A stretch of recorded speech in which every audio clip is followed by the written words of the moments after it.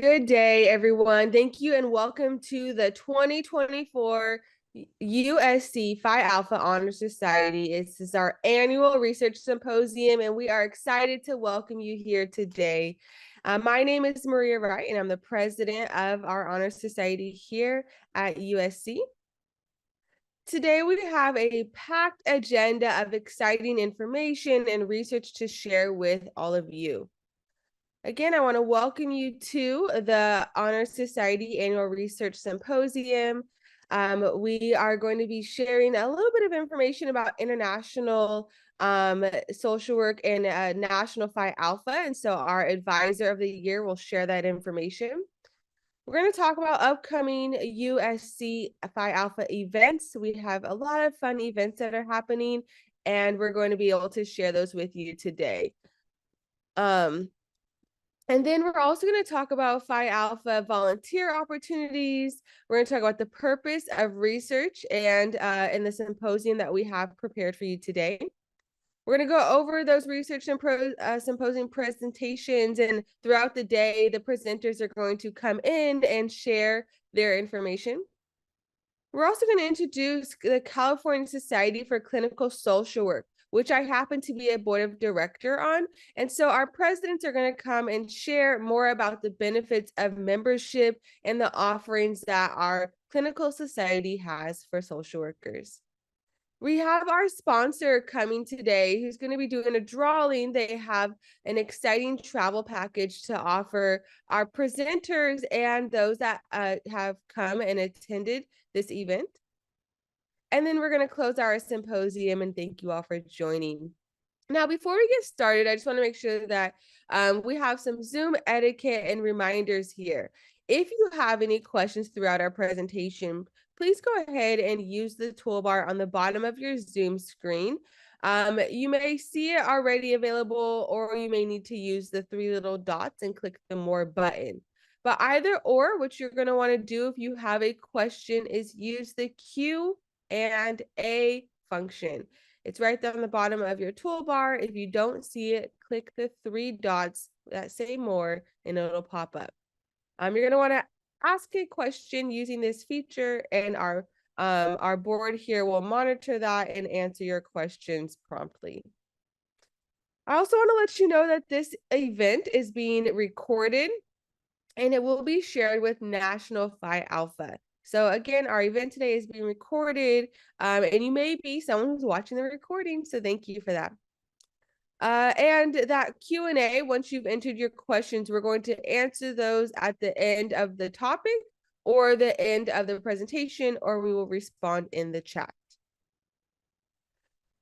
If you have any additional information, please let us know in the chat. But here we go. I want to share the mission of Phi Alpha. So the purpose of Phi Alpha Honor Society Omicron Epsilon chapter is to provide a closer bond among students of social work and promote humanitarian goals and ideals. Phi Alpha fosters high standards of education for social workers and invites into membership those who have attained excellence in scholarship and achievement in social work through knowledge. The challenge is to serve. Now we're going to get into introducing our executive board. I'll introduce myself and I'll pass it along for each person to be introduced as we move through the slide deck. Again, my name is Maria Wright, and I am the president of Phi Alpha Omicron Epsilon chapter here at USC. I'm also the VAC rep, and what that means is that I support the doctoral students who are taking classes online. I am at USC as a graduate student in the doctoral program, earning my Doctor of Social Work. I'm a candidate. I defend in a few days, and I walk this year, May 10th, 2024. My focus has been in child welfare, system-impacted families, and my capstone is around visitation services for system-impacted families that have been separated and have court-ordered visitation. And so I'm supporting increasing the purpose and meaning and support around those services. I'm excited to be here with you all today. Our research liaison, Kim, has done a fabulous job putting this all together, and I hope you enjoy the presentation. Thank you.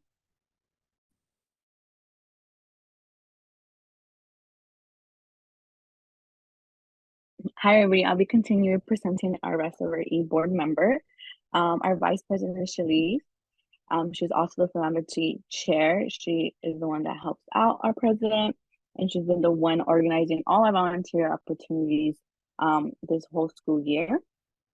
I'm Tanya, and I'm the secretary of the Phi Alpha Honor Society, and I'm the one that collects information for our monthly newsletter and pass it on to our social media chairperson, who has done a great job creating these beautiful monthly newsletter for all of you guys to get to know what we do, our volunteer opportunities, and our upcoming events as well. We have Nicole as a treasurer. She is basically the one that is in charge of our budgeting and our funding to make sure all these events are happening. We have Diana, who is our social media and communication chair, who is the one that puts all our events together and make all the beautiful flyers on Instagram and emails you guys that beautiful monthly newsletter. We have our professor, Sue, who is our Phi Alpha advisor.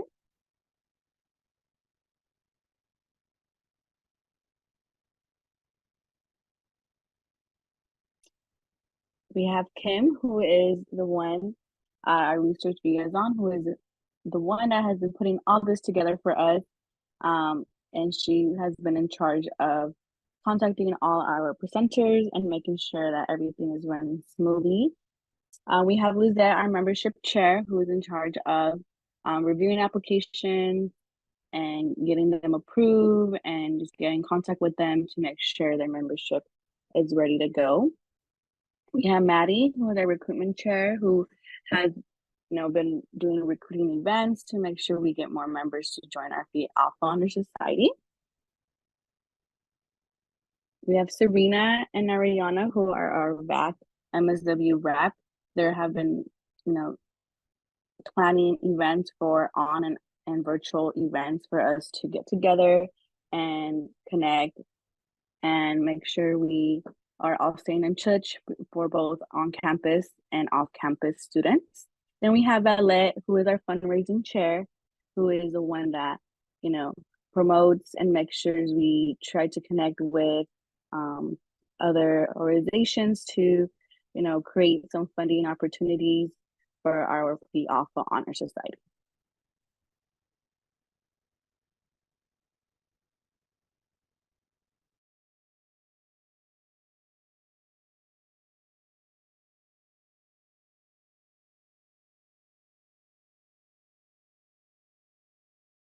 There's opportunities through the USC Phi Alpha, where you have some volunteer opportunities that in order to fulfill philanthropy hours, many volunteer opportunities are available throughout the year in Los Angeles and beyond. A few examples of some volunteer organizations include the Volunteer Center at USC, which offers several opportunities and organizes events monthly. We also have LA Works, which offers in-person and online opportunities. And then we have a Volunteer County of Los Angeles, opportunities serving diverse populations. And you can check with our local government for more opportunities.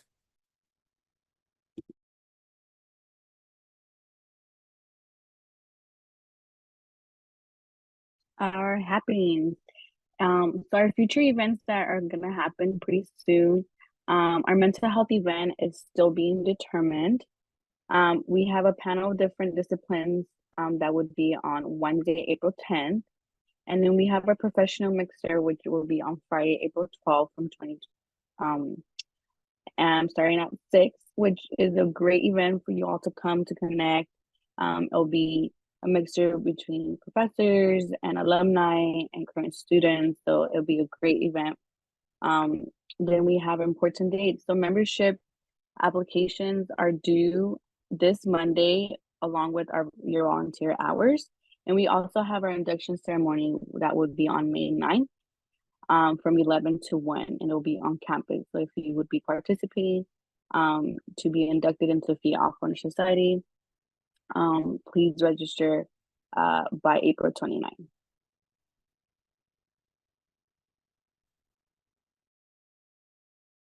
Hello, my name is Kim McKillop, and I am the research liaison for USC Phi Alpha. So the purpose of this research symposium is supported by the National Phi Alpha Honor Society. This event serves as a collaborative platform welcoming scholars from chapters across the nation to participate. In line with our commitment to fostering academic excellence and scholarly exchange, we offer the opportunity for submissions from faculty and graduate scholars to present their research at this esteemed event. Presenting at our symposium not only provides a national platform to showcase your research, but it also offers a valuable opportunity for presenters to engage in meaningful discussions regarding their scholarly endeavors. Additionally, this event presents faculty with the opportunity to recruit research assistants to contribute to their own ongoing projects.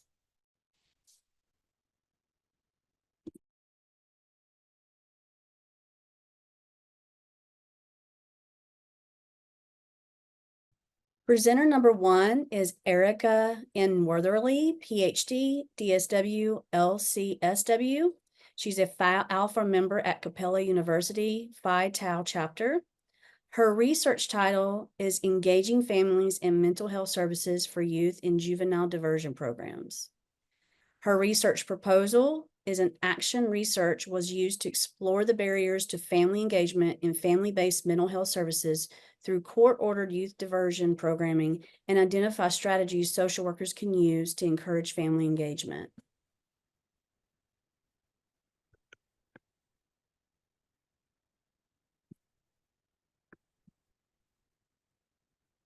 About Erica. Erica Worthley is an LCSW from Jacksonville, Florida, with experience providing mental health services in schools and private practice. Erica's social work career began in child welfare as a targeted case manager and parenting facilitator. She became a licensed clinical social worker in 2018 and a qualified supervisor in 2020. Her experience also includes school-based and community-based mental health services, which began in 2016. She is the Executive Director of Mental Health at the Florida School for the Deaf and the Blind and an online adjunct professor at Liberty University. Erica earned her Master's Social Work degree at Florida State University in 2013. She recently completed her Doctorate of Social Work degree at Capella University, where her action research project focused on family-based mental health services for justice-involved youth and diversion programs. Erica has presented on mental health at various conferences, including the Association of Christians in Health and Human Services, the National Association of Social Workers in Florida, the Conference of Educational Administrators of Schools and Programs for the Deaf, and the Florida Mental Health Counselors Association.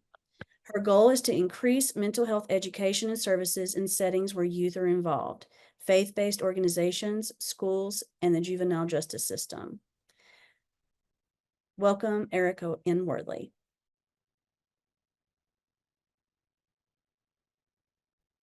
So as you see, my name is Su Chen Xiao. I'm the faculty advisor for USC Phi Alpha Honor Society Opricum Epsilon chapter since 2011. And I have the pleasure to work with our current 2023-2024 e-board and many exceptional social work members and alums. As one of the board director of the International Phi Alpha Honor Society, I wanted to share about the society. Phi Alpha turned 61 this year. It was formally incorporated in 1962. During our academic year of 2022-2023, we welcomed about almost more than 7,000 new members, a lot of new chapters. To date, as far as I know, we have over 450 new chapters, active chapters, and possible over 170,000 lifelong members. So if you're a Phi Alpha member, you're one of the largest social work honor society in the nation and internationally.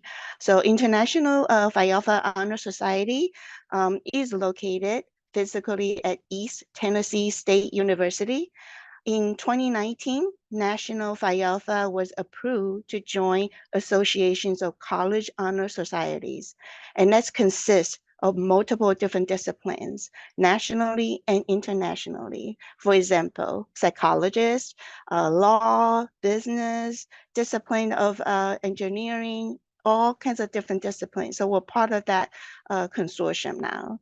A reason that set Phi Alpha apart from other honor society is you get a lot of membership benefits.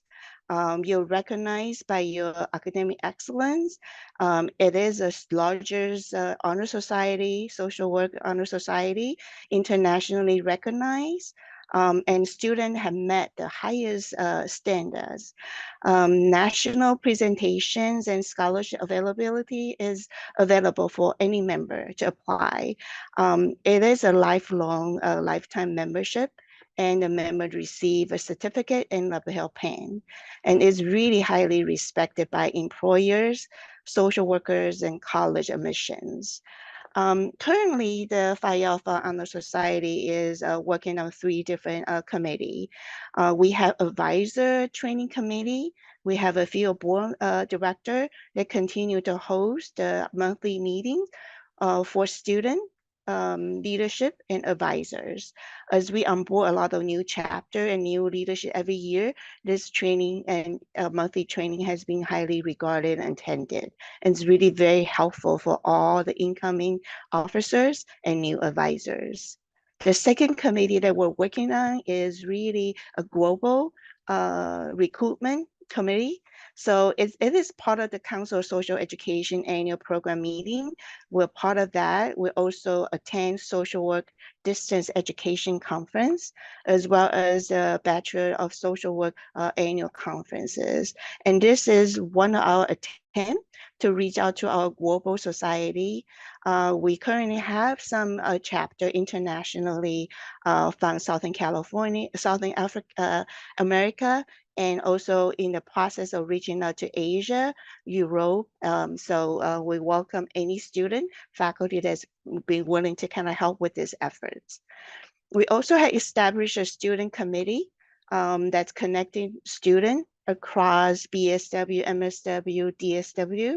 And then we want to kind of work on some service learning opportunity to really target the social, economic, environmental justice.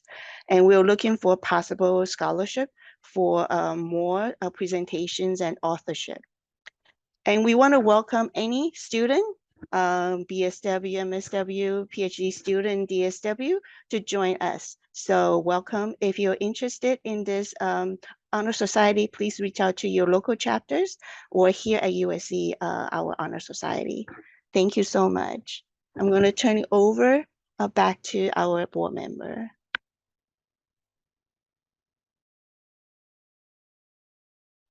Hi, everybody. I would like to add that I will be adding in the Q&A box our monthly newsletter of this month of March. So you could go ahead and see what events are happening. And if you want to join them, there will be some of them that you need to register. So I think we're ahead of schedule. Our first presenter will attend at 10 o'clock, right, Kim?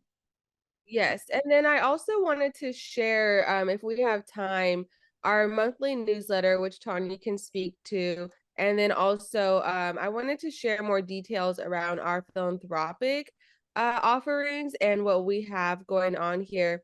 And then I know we have some people that are listening in currently, and I'm not sure if those people are USC students, but I wanted to share opportunities to join our board. And so Tanya will move forward onto those slides for us here.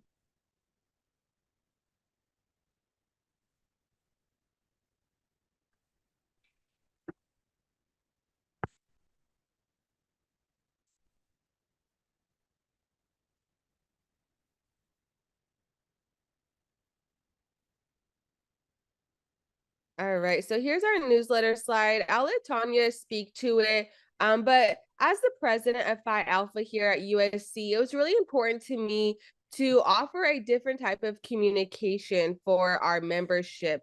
As a member, I didn't really know everything that was an option or always to get involved.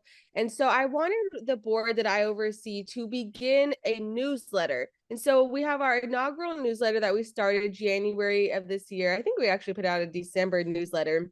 But it was really important for me as a president to provide our membership with a way to be involved, to see what we're doing and for us to communicate ways for them to get involved. And I'm so thankful to Tanya, our secretary, and Diana, our communications chair, for taking lead on this newsletter and making it what it is. Each month it gets better and better. So Tanya, would you like to walk us through what this newsletter entails and what we did in this last month? Yes, of course. Thank you, Maria. So we do a lot of volunteer opportunities. So the first page consists of letting us know this month it is Social Work Month as well. It is on May 8th. It was International Women's Day. So the bottom, Social Work Self-Care Walk. Our president joined the self-care walk up in the Bay Area. And then para los niños, it is our philanthropy like event that we partner up with. And then that month we did a hygiene donation. And our lovely social media chair, our treasurer, and our VP got together and created these hygiene kits for students in need.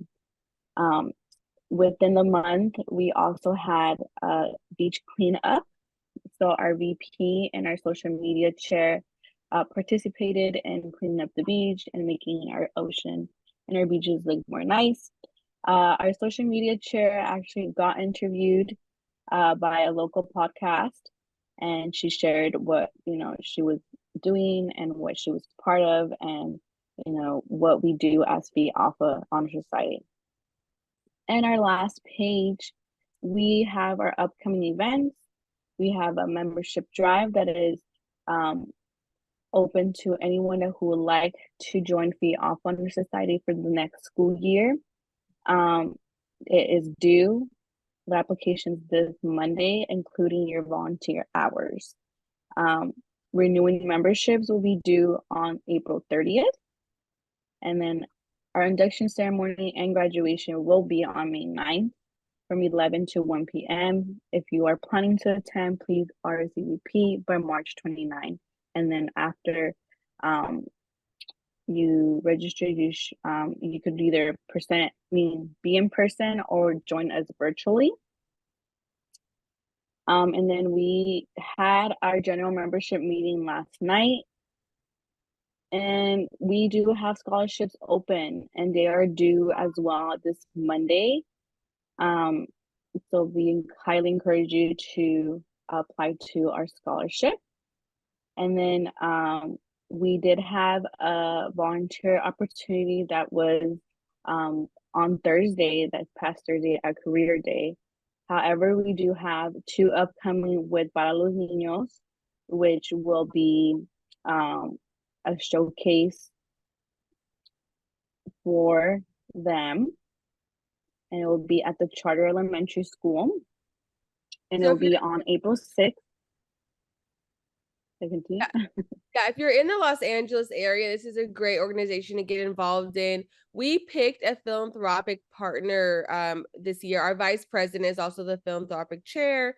And this year is really important for us to narrow down one organization that we can put a lot of effort into. And so we are volunteering with Para los Niños on a monthly basis. We've done a beach cleanup, we've done a hygiene drive, and now we have this spring showcase that we're going to support and volunteer at. And then they have a baby shower event as well. And so some of these things you don't have to be in the LA area to volunteer for. They definitely have virtual opportunities for volunteering. Also, another volunteer opportunity that is coming up is the Keck Transition and Health Program. And that one also, there's opportunities to volunteer online. You can scan that QR code and get that information when you're ready. And yes, exciting things. I wanted to just show you the list of attendees for the panel of different disciplines. I've talked about it a few times, and you're probably like, wait, who's going to be there?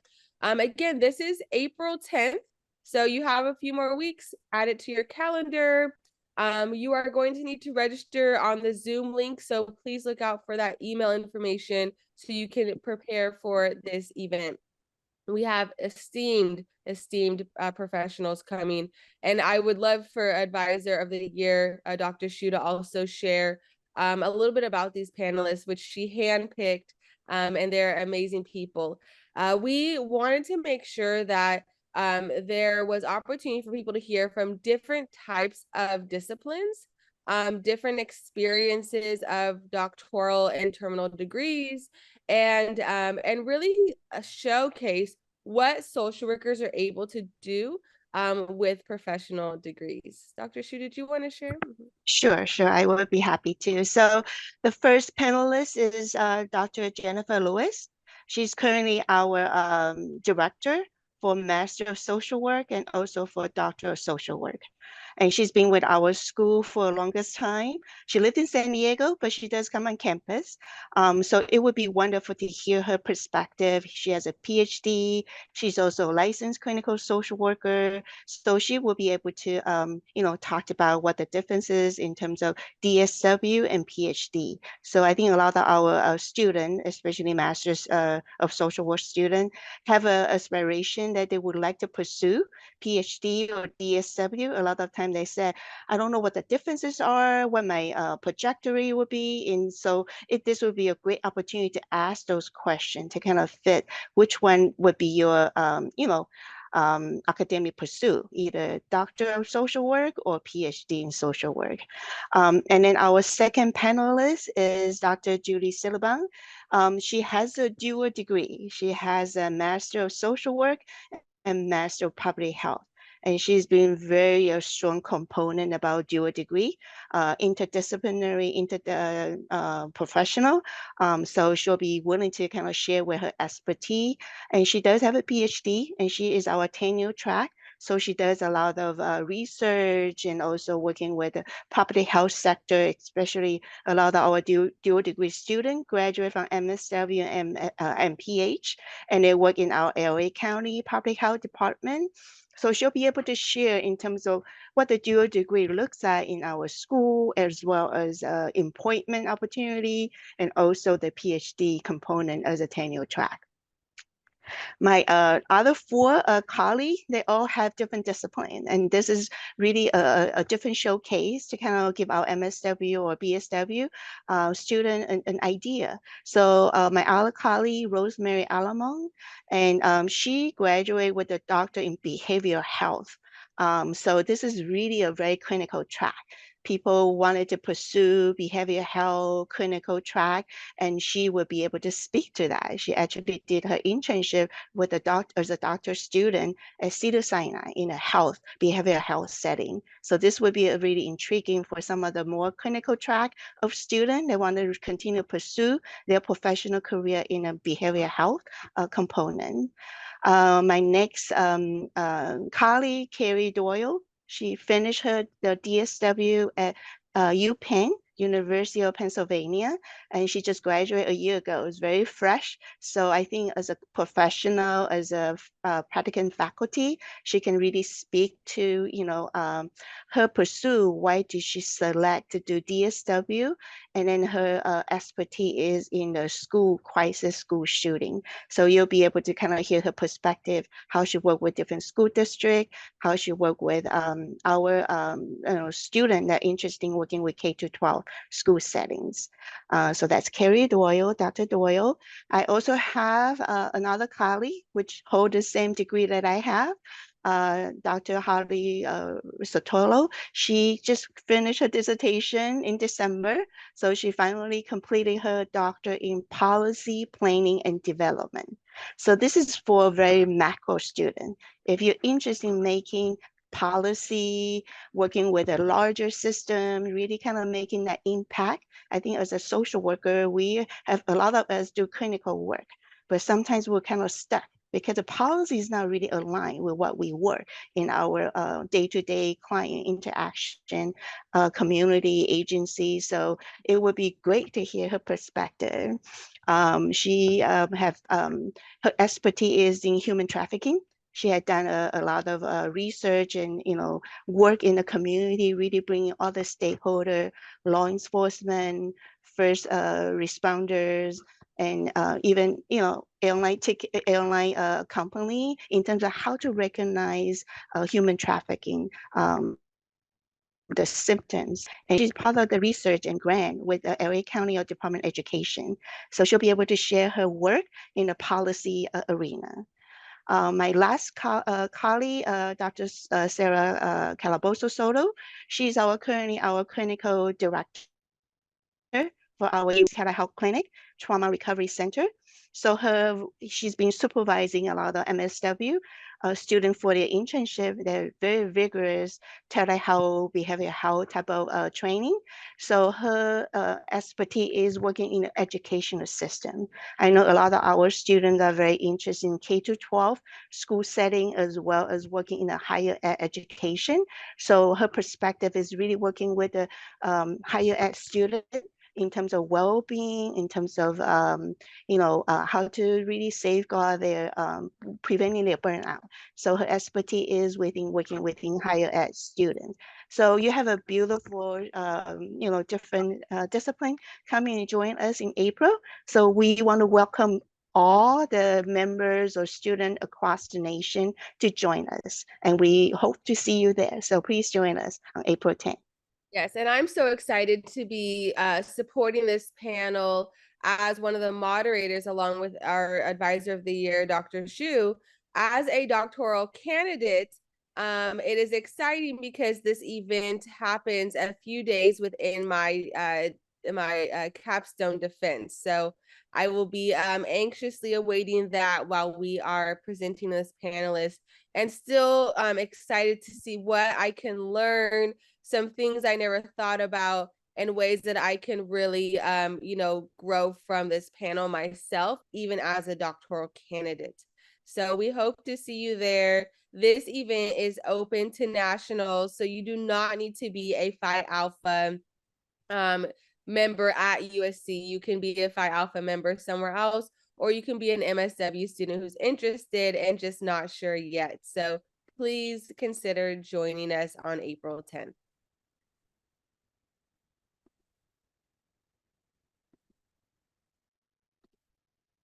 All right, and then next up, I wanted to talk about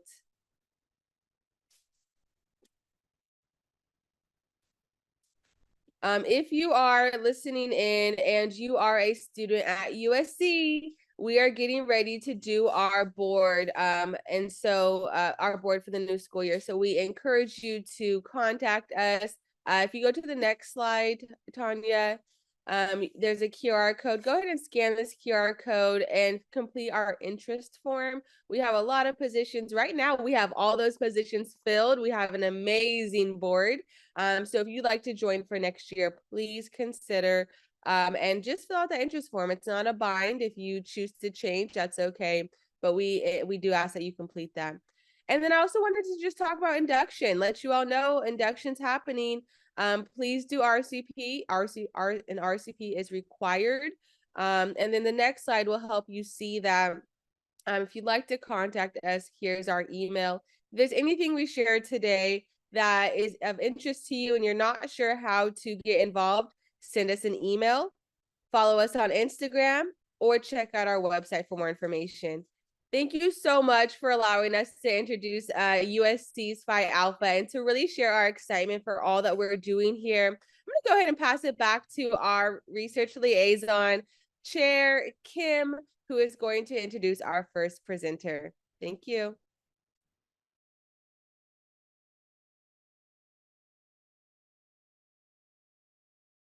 Hello, Dr. Wesley J. Gabbard, PhD, MSW. He's the professor of the Department of Social Work, and he's the chair board of directors for Phi Alpha Social Work Honor Society.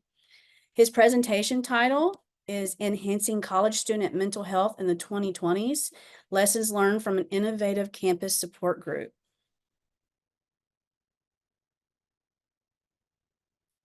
About Wesley J. Gabbard, PhD, MSW. Dr. Gabbard is a professor of social work at Western Kentucky University. His practice background is in the areas of mental health, public child welfare, forensic social work, and work with homeless individuals and families. He has extensive experience in program evaluation, diversity pedagogy, and community advocacy. Dr. Gabbard, a proud Samoan American, is a former Minority Research Fellow with the Council on Social Work Education, CSWE, a board member of the CSWE Global Commission on Social Work Education, and currently serves as chair of the board of directors of Phi Alpha Social Work Honor Society International. His teaching and scholarship expertise include diversity pedagogy, research methods, statistics, HBSE, child welfare, and homelessness. He has presented research at numerous national conferences in the U.S., as well as in South Korea, Taiwan, Bangladesh, Mexico, and Uganda. He currently facilitates on an on-campus support group in collaboration with NAMI for students with mental health issues and recently finished a national study on university faculty mental health. Please welcome Wesley J. Gabbard, PhD, MSW. Thank you so much, Kim. Can y'all hear me? Okay. All right. It's really an honor to be here today at the USC Phi Alpha Research Conference. Again, I want to thank Kim and I want to thank Dr. Su-Chin for having me here today to talk about an important problem that is very much present on college campuses today and perhaps has even touched USC as well, and that is college student mental health. Do I hit next slide on here? Sorry. And I'm here today, oh, that's fine. I'm here today to tell you about a innovative support group that we started about 8 years ago here at Western in response to a suicide on campus. A young lady, unfortunately, took her life in the dorms here, a freshman. And unfortunately, we in the last month have had another suicide on campus. A young man committed suicide in the basement of his fraternity house. Some people are really surprised to learn that there are over 1,100 suicides on college campuses each year. So this is really a significant problem that we as social workers and mental health practitioners really need to be more proactive in addressing. Before I get into the telling you about, I'm going to do some background and tell you some of the statistics about college mental health students, and then tell you more about our program that we designed here. I would be remiss if I didn't mention that I am what is called a wounded healer myself. I was diagnosed when I was 20 years old with both bipolar disorder and panic disorder. And so I'm someone who is both a mental health consumer and also researcher at the same time. And I don't know if any of y'all can see this, but I have a tattoo on my wrist. It's a semicolon. Do y'all know what the semicolon stands for? Have y'all seen these tattoos by any chance? What it stands for is a story that could have ended but kept going. And it's a constant reminder to myself that when I was 21, I actually attempted suicide, but something stopped me at the last minute and I was able to survive it. So what I always tell my students is, you know, yeah, I've got all these fancy credentials after my name and I've published research and been a therapist, all that stuff. But if I don't go take my medicine and I don't see my doctor, I could end up in the same place that I was before.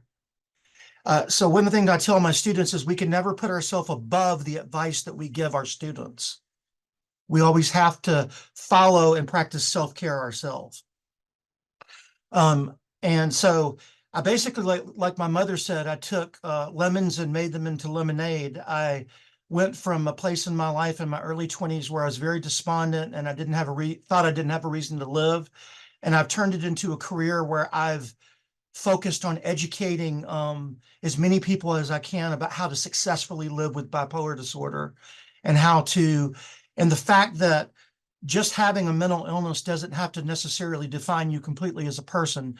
You can go on if you practice recovery and self-care and have a successful career like I have. So I hope that my life is at least somewhat of an example of trying to make the best of a bad situation, using the resources that are there in order to, live a normal life.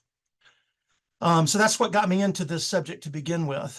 I'll say more about the mental health group in a second, but basically just wanted to let y'all know, as y'all probably know already, the research reveals that college student mental health has really declined on campuses around the country, particularly post-COVID. I think that during COVID, a lot of people had losses. They lost family members, they lost friends. And also there was those lost memories that a number of people had of not being able to graduate, quote, like normal students do. There were athletic and drama and all kinds of other events that were cut short, or they had to do them online rather than in person. So there's a sense of, I think, unresolved grief that a lot of these students that I'm teaching now, particularly the juniors and seniors, have as a result of COVID. And that's exacerbated the mental health symptoms that already existed. So that's what the research is telling us right now on that.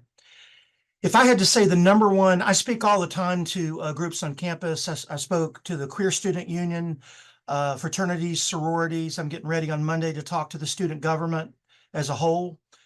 And the number one reason they say that they don't seek out services is stigma. They don't want to be considered or called crazy or considered out of the norm by their peers. And I've actually walked students up.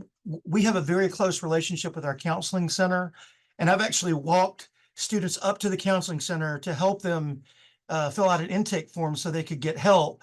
But they need that little push sometimes in order of support, or they won't go up there themselves.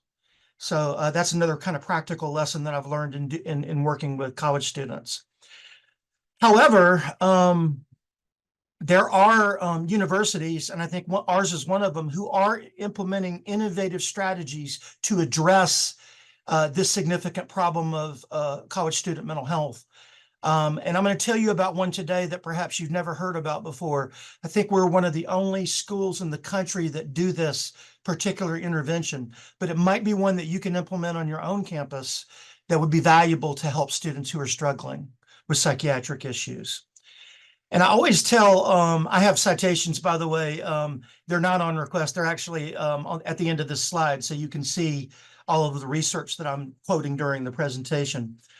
What I tell the students who come to our support group is, though, the good news is that many of y'all are young and you are at the beginning of your, many of them don't have a mortgage and a marriage and other like significant life responsibilities, children yet.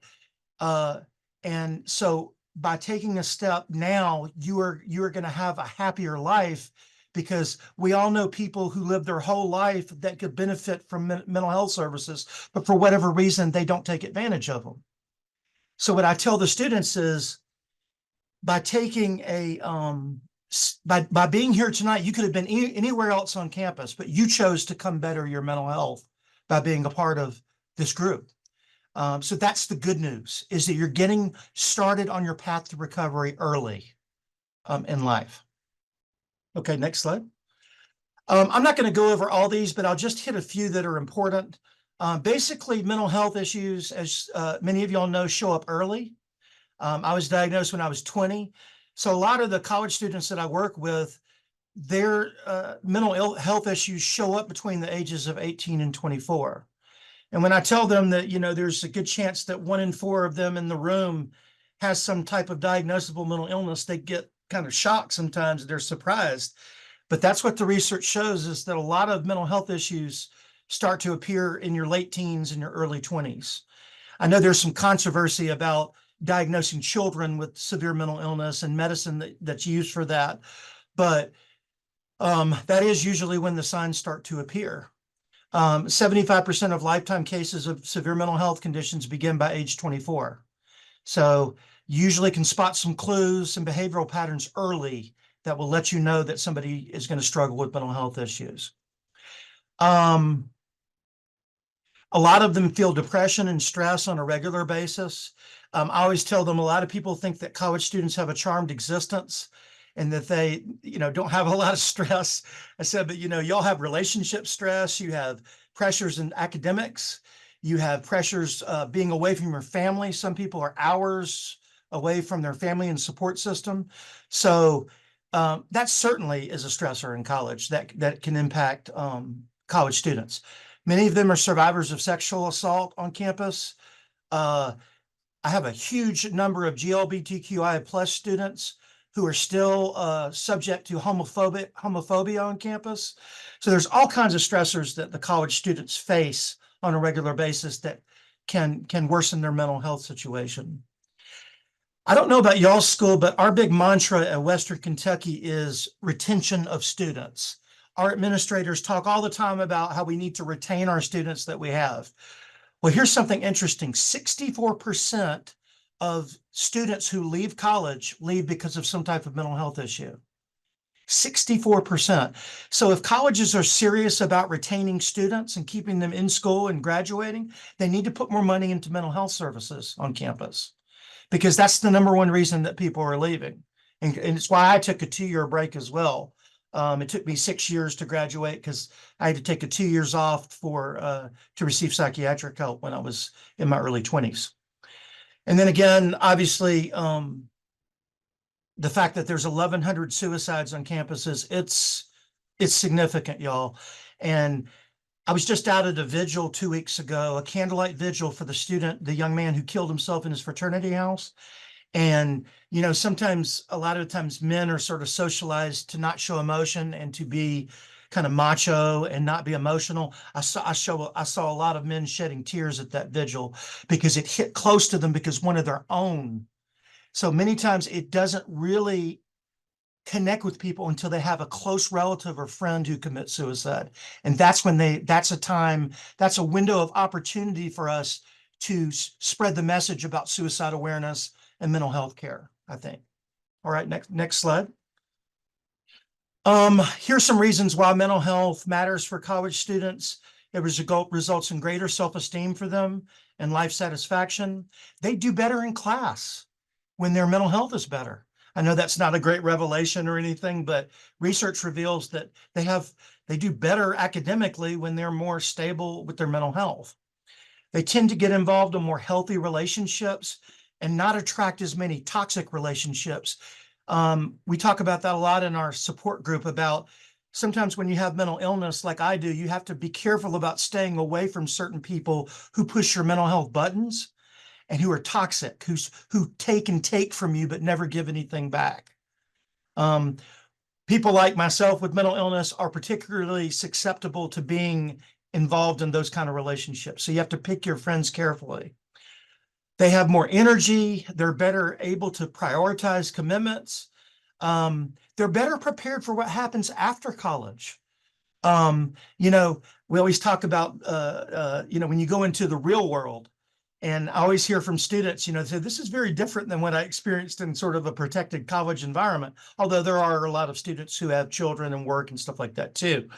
But it prepares them more for what they're going to experience when they get out of academia and when they go into, quote, the real world. They have less self-pressure and they're better able to do conflict resolution. And that's a skill that we try to teach them in our group that they can use the rest of their life. How to de-escalate, how to better resolve conflict with other people. And that helps them in so many ways in their life. Okay. What are the reasons that college students don't seek out mental health treatment? Obviously, stigma is number one. So my job is to try to help reduce the stigma and normalize the conversation about mental health on campus. And one of the ways of doing that is being vulnerable by myself and talking about the fact that, you know, when I was in high school, I sort of checked all the boxes. You know, I was went to governor's school. I was in Boise State. I was a congressional scholar. Basically everything kind of came easy to me. I was near the top of my class grade-wise. Ended up playing college football and doing track in college. So my life was fairly like uneventful in terms of stressors. But then all of a sudden, when I was about 19 or 20, I really started to struggle. So they need to be aware also that mental health issues don't discriminate. I mean, they can happen to successful people. It doesn't matter how smart you are, how many credentials you have after your name, whether you're president of your sorority or fraternity. This young man who just committed suicide here was very successful grade-wise and on campus. He was known as a campus leader. And of course, later people are always like, man, I should have seen it coming. His fraternity brothers are carrying a lot of guilt right now because they're thinking, I should have seen the symptoms. I should have seen the signs. of him. But sometimes it's hard to spot because people are good at wearing that mask of being mentally well when they're not. Social isolation, you know, sometimes people will kind of like myself barricade themselves in their room and they won't go out and interact with others. So that can be a real problem. Some people, pretty much everybody who has severe mental illness, at some time in their life, they're going to stop taking their medicine. It's almost a surefire guarantee that somebody's going to start feeling better and think, oh, I don't need these medicines anymore. I've done that 3 times over the last 30 years. And every time it had disastrous consequences. I ended up crashing and burning as a result.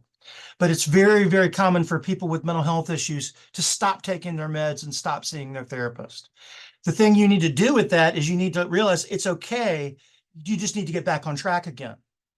Because the mental health journey is peaks and valleys. It's not some great, you know, just uphill thing where you just get better the rest of your life. You're still going to have normal emotions that people without mental health issues have as well. And you're going to have times where you fail, where you have you stop taking your meds. There are waiting lists at some university counseling centers. There's so many people who are needing help that sometimes they get waitlisted at their university. There's misinformation, even in the age of celebrities coming out about mental health issues and all the information that's out there in commercials. There's still a lot of misinformation out there. And then, of course, men sort of not being able to express their emotions because they're socialized to be tough guys and never show weakness is an issue. Okay. Just a graphic there of a college student who's struggling. That's in the public domain, by the way. So, all right. So, just to tell you real quick about our group, we started it about 8 years ago, almost 9 years ago. There was a young lady who killed herself on campus. And so what I thought was maybe we need something in addition to the counseling center on campus to help students with mental health issues.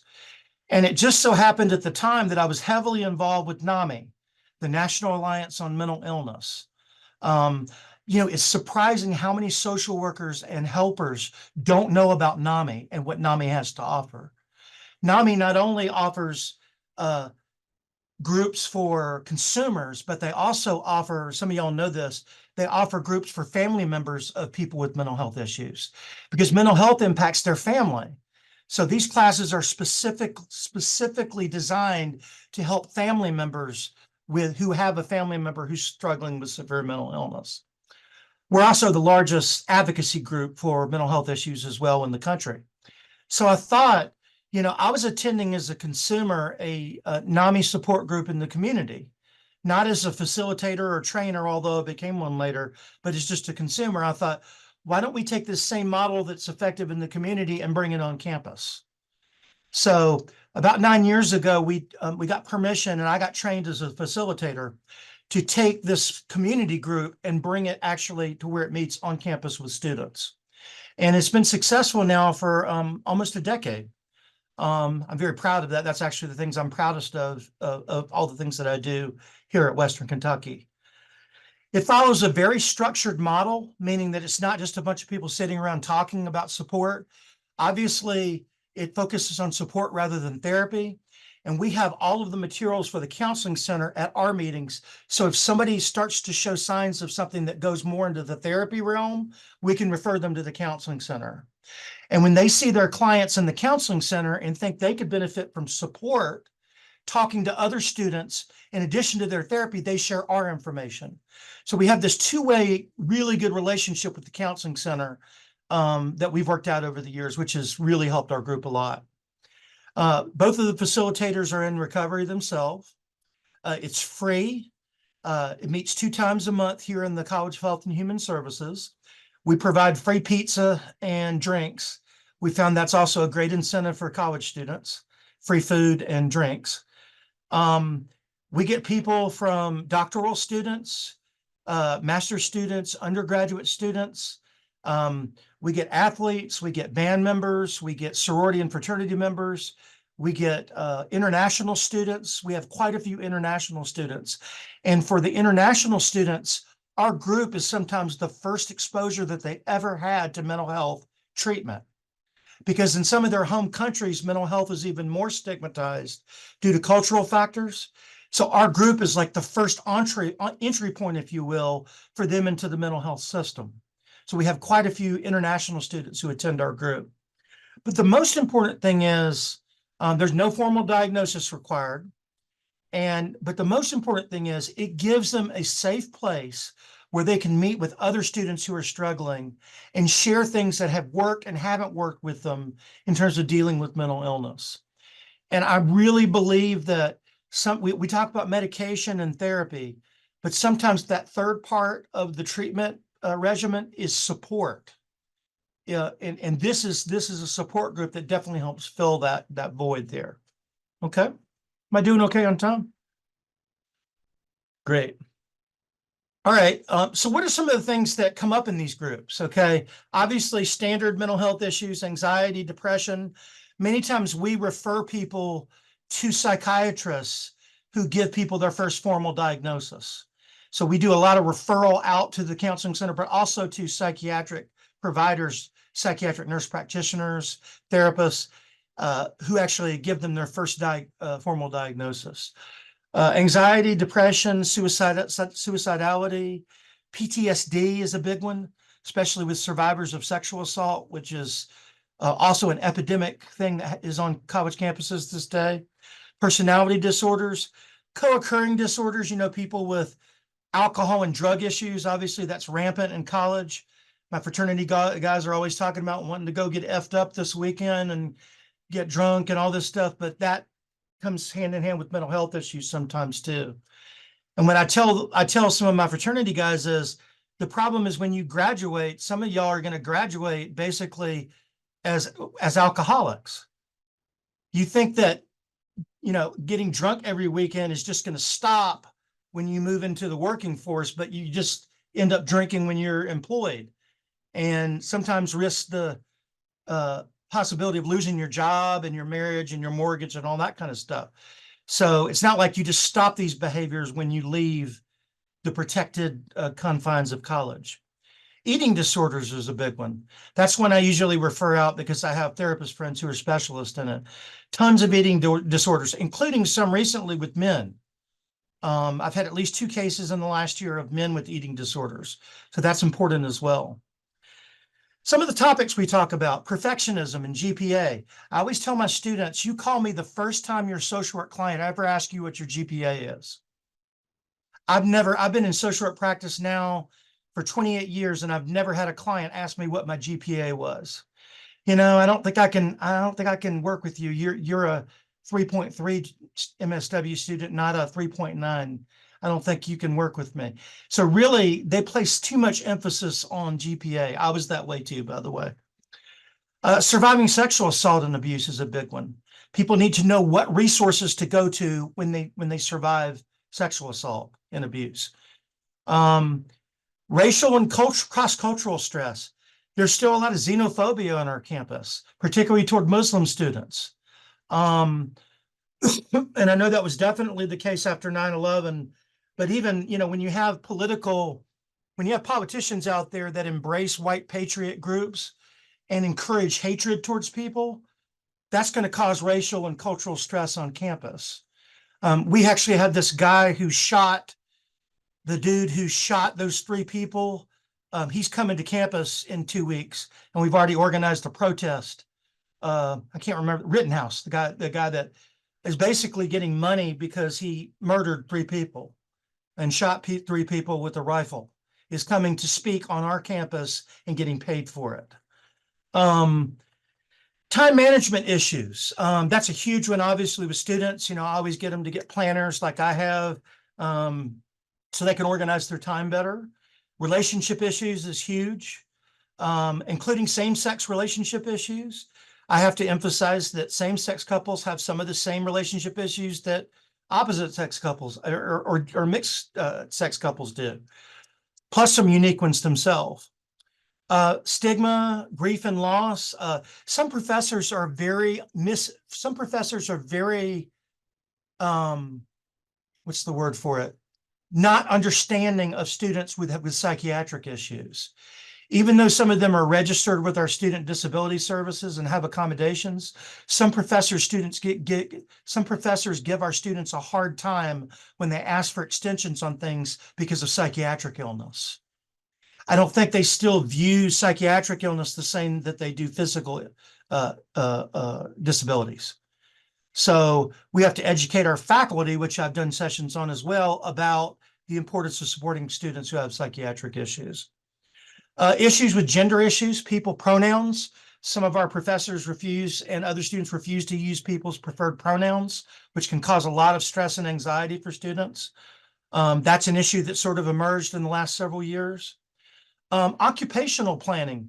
I had a young lady who had high anxiety and wanted to become a corporate litigator and do the most intense type of law that you possibly can become involved in.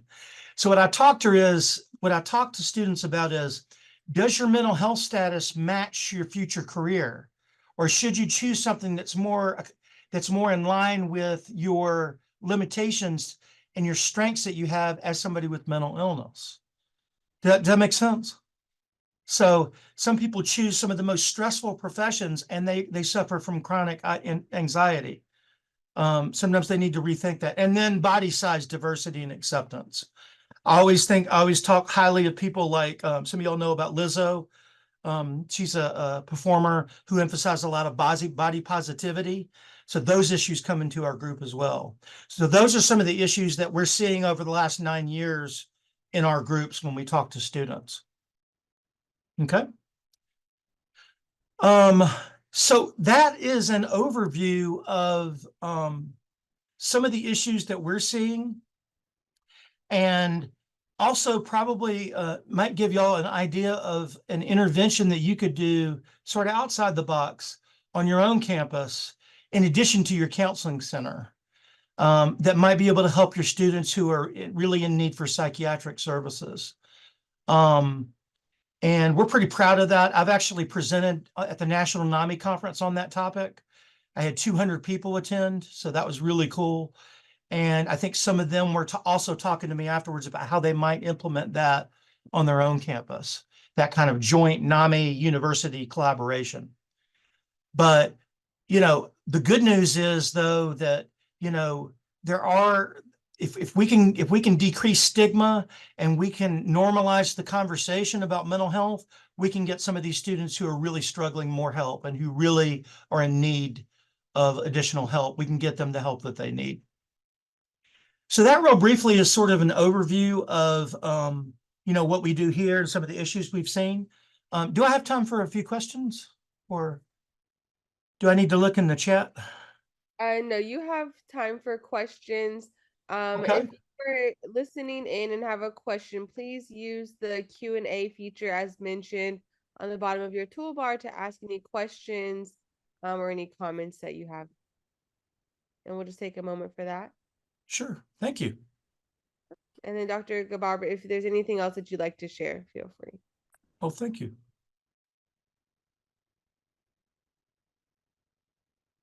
So I have a question, Jay. Thank you so much for your presentation. It's really alarming. I think I did not realize the impact of the college student mental health issues on campuses. But as I'm an informal international faculty advisor for international students. Do you see a difference between the domestic student and international student? I think the factor if they're international student away from their family, from different country, I have a few international students really suffer depression. Their first semester here, they just cannot get out of the bed, and ended up having a lot of physical illness and just a lot of internalized stresses, pressure from their parents, maybe the government if they receive stipend to come. Do you Yes. see differences in terms of how you support international students versus the domestic? Yeah, you brought up some great points, Dr. Suchin. One of the things that they are afraid, I was remembering back to a cohort of Saudi students that I had, Saudi Arabian men who came in And they were afraid that if they shared anything about mental health issues, that they would lose their funding from the Saudi government or their scholarships that they have. So that one of their questions, big questions, was about confidentiality. And will the things that we talk about in here be shared with our, government, or, whichever faculty liaison worked with them on campus? So that's a big issue. But a lot of it, I think that one of the things that we could do proactively is when we have orientation for international students, get into some of these issues and talk about mental health issues. That's so critical, but sometimes that gets left out of orientation for international students. We focus so much on academics and other things, but not as much on their mental health status and how to maintain good mental health. But I have a lot of international students, and a lot of them, my referrals to the counseling center is the first time that they've ever received therapy in their life. So that's a major issue that I see here in our support group. Are they meant to go to counseling services or even come to support group? Is it an extra different outreach that you do to incorporate them into your support group or counseling services? Sometimes I've had a lot of conversations after our meetings with students where I can go a little more in depth one-on-one. I'm also a professor that after class, I'm very open about my mental health issues and my suicide, surviving suicide. Not everybody is going to be ready to talk about that early in their recovery. I have 33 years of recovery experience, so I'm able to talk more objectively about it and be open. I'm kind of known on our campus, oh, that's the mental health guy that talks about, services and stuff and stigma. But I usually have like a little line of students after some classes who come up and talk to me about what they're going through. And of course, I refer them to the counseling center and everything. So I think one of the most important things for faculty is to show that you are available and you are willing to listen to them about what they're going through. That way they see you as more than just somebody who, I teach statistics, I write statistics on the board. They see you more as somebody who cares about them rather than just somebody who conveys information to them. Those are the teachers and professors I remember the most back from my own experience. They're the ones who took the extra time to show a personal interest in me and help me beyond the classroom sometimes, rather than just answering questions on t-tests and ANOVAs and, statistical things and so in the strengths perspective. So I think as long as you show that you don't have to have all the answers too.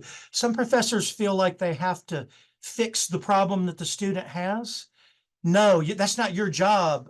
Even as a former therapist, that's not my job. My job is to connect them to the resources that they need to give them the help that they need at that time.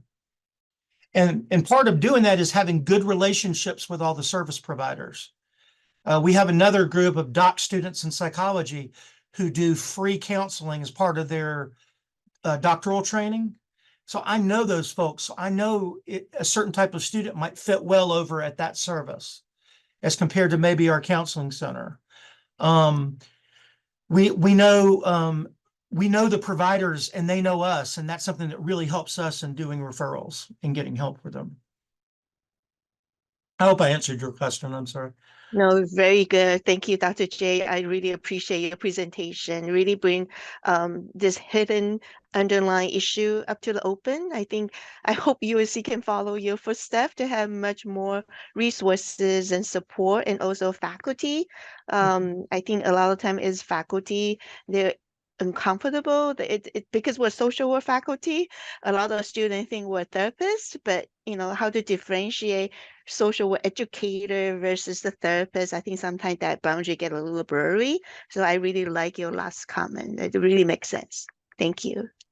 Yeah, that when we developed the relationship with the counseling center, we went up and met with all the therapists and we said, listen, we're not doing therapy here. And we had to really sell them on the point that we're doing support and not therapy. Even though I'm trained to do therapy, I'm going to send you the people where it's a more intense condition that needs therapeutic intervention. And we've always done a good job of that, I think. We have had several students come into the meeting and say that they were going to kill themselves. I had one student come in, and what we did is I also do a lot of suicide and what to do when somebody says they're going to kill themselves. I do a lot of training, QPR training. And so what we did is we ended up getting the young lady's permit. We got the young lady's mother on the phone and had her drive down and actually pick her up, and ended up taking her to an inpatient facility. I had another student who was threatening. I got a call, somebody on campus was going to stab themselves in the chest with a knife. So my advice to that person, to the person trying to help them, was call the police, call the campus police and get them. So there's, as y'all know, I know y'all have had training and classes in this, there's different responses based on the severity of their access to means, and, whether they have a plan or not. And, it just varies according to what the individual situation is. But we do some of that intervention as well. But the proudest thing, when I'm sitting up there, we wear our regalia at graduation and we watch all the students come by and graduate. There's been a few of those students who really struggled when they started, and I'm watching them come across and they look up at me, and I'm seeing them get their degree. And I just kind of look at them and we kind of give each other a nod. That is why I do what I do. To see somebody who didn't have all the advantages, who was struggling, who was suicidal, to see them finish what they started, to me is the greatest victory for them. And also it gives me warm fuzzies as well. So, yeah. Well, thank you so much. It was really an enlightening presentation and discussion. And it really just felt like you were just talking to me, and just just really very easy to follow. And I appreciate that. Such an important topic and discussion. I'm a surviving child of a parent who committed or made a decision. I say that mental illness is what took his life. And when you showed your wrist and the dot there, it's so interesting to me because my wrist is actually of my father's date of death, and it's his handwriting, his initials, and his ashes are in the ink on my wrist. So he's with me every day. So it was really interesting to see that also on your wrist you have a memory to pull you forward every day, as do I. And so thank you for sharing that. It's so important that we do make connections with our students. I'm the president of Phi Alpha, but I'm also a professor. Oh, okay. I'm also the professor in the California State University system. And with my students, my MSW students in class, I'm definitely observant as to how they're presenting, how they're showing up, and when they need check-ins. Because as I tell them, we are social workers, but we are often living parallel lives to the clients that we're serving, and we have to take care of ourselves. So That's a great insight. Thank you so much for your presentation and for your time this morning. And we have our next panelist here. Kim, I'll go ahead and pass it back to you.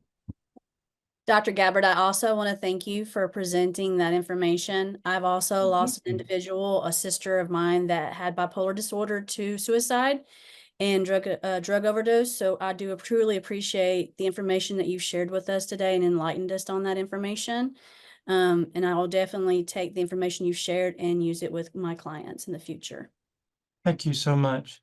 And it's been such a blessing to be here with y'all today. So thank you so much for the opportunity. Thank you again. God bless y'all. Thank you. Okay, so now we're going to go to our next presenter. Another individual that I'm excited to tell you about. Her name is Erica N. Wortherly. She's a PhD, DSW, LCSW. She's a Phi Alpha member at Capella University Phi Tau chapter. Her research title is Engaging Families in Mental Health Services for Youth and Juvenile Diversion Programs. Her research proposal as action research was used to explore the barriers to family engagement in family-based mental health services through court-ordered youth diversion programming, and identify strategies social workers can use to encourage family engagement. A little bit about Erica is that she is an LCSW from Jacksonville, Florida, with experience providing mental health services in schools and private practice. Erica's social work career began in child welfare as a targeted case manager and parenting facilitator. She became a licensed clinical social worker in 2018 and a qualified supervisor in 2020. Her experience also includes school-based and community-based mental health services beginning in 2016, and she is the executive director of mental health at the Florida School for the Deaf and the Blind and an online adjunct professor at Liberty University. Erica earned her Master of Social Work degree at Florida State University in 2013, and she recently completed her Doctor of Social Work degree at Capella University, where her action research project focused on family-based mental health services for justice-involved youth in diversion programs. Erica has presented on mental health at various conferences, including the Association of Christian in Health and Human Services, the National Association of Social Workers in Florida, the Conference of Educational Administrators of Schools and Programs for the Deaf, and the Florida Mental Health Counselors Association. Her goal is to increase mental health education and services in settings where youth are involved, faith-based organizations, schools, and the juvenile justice system. Let us welcome Dr. Wortherly. Thank you so much for having me today.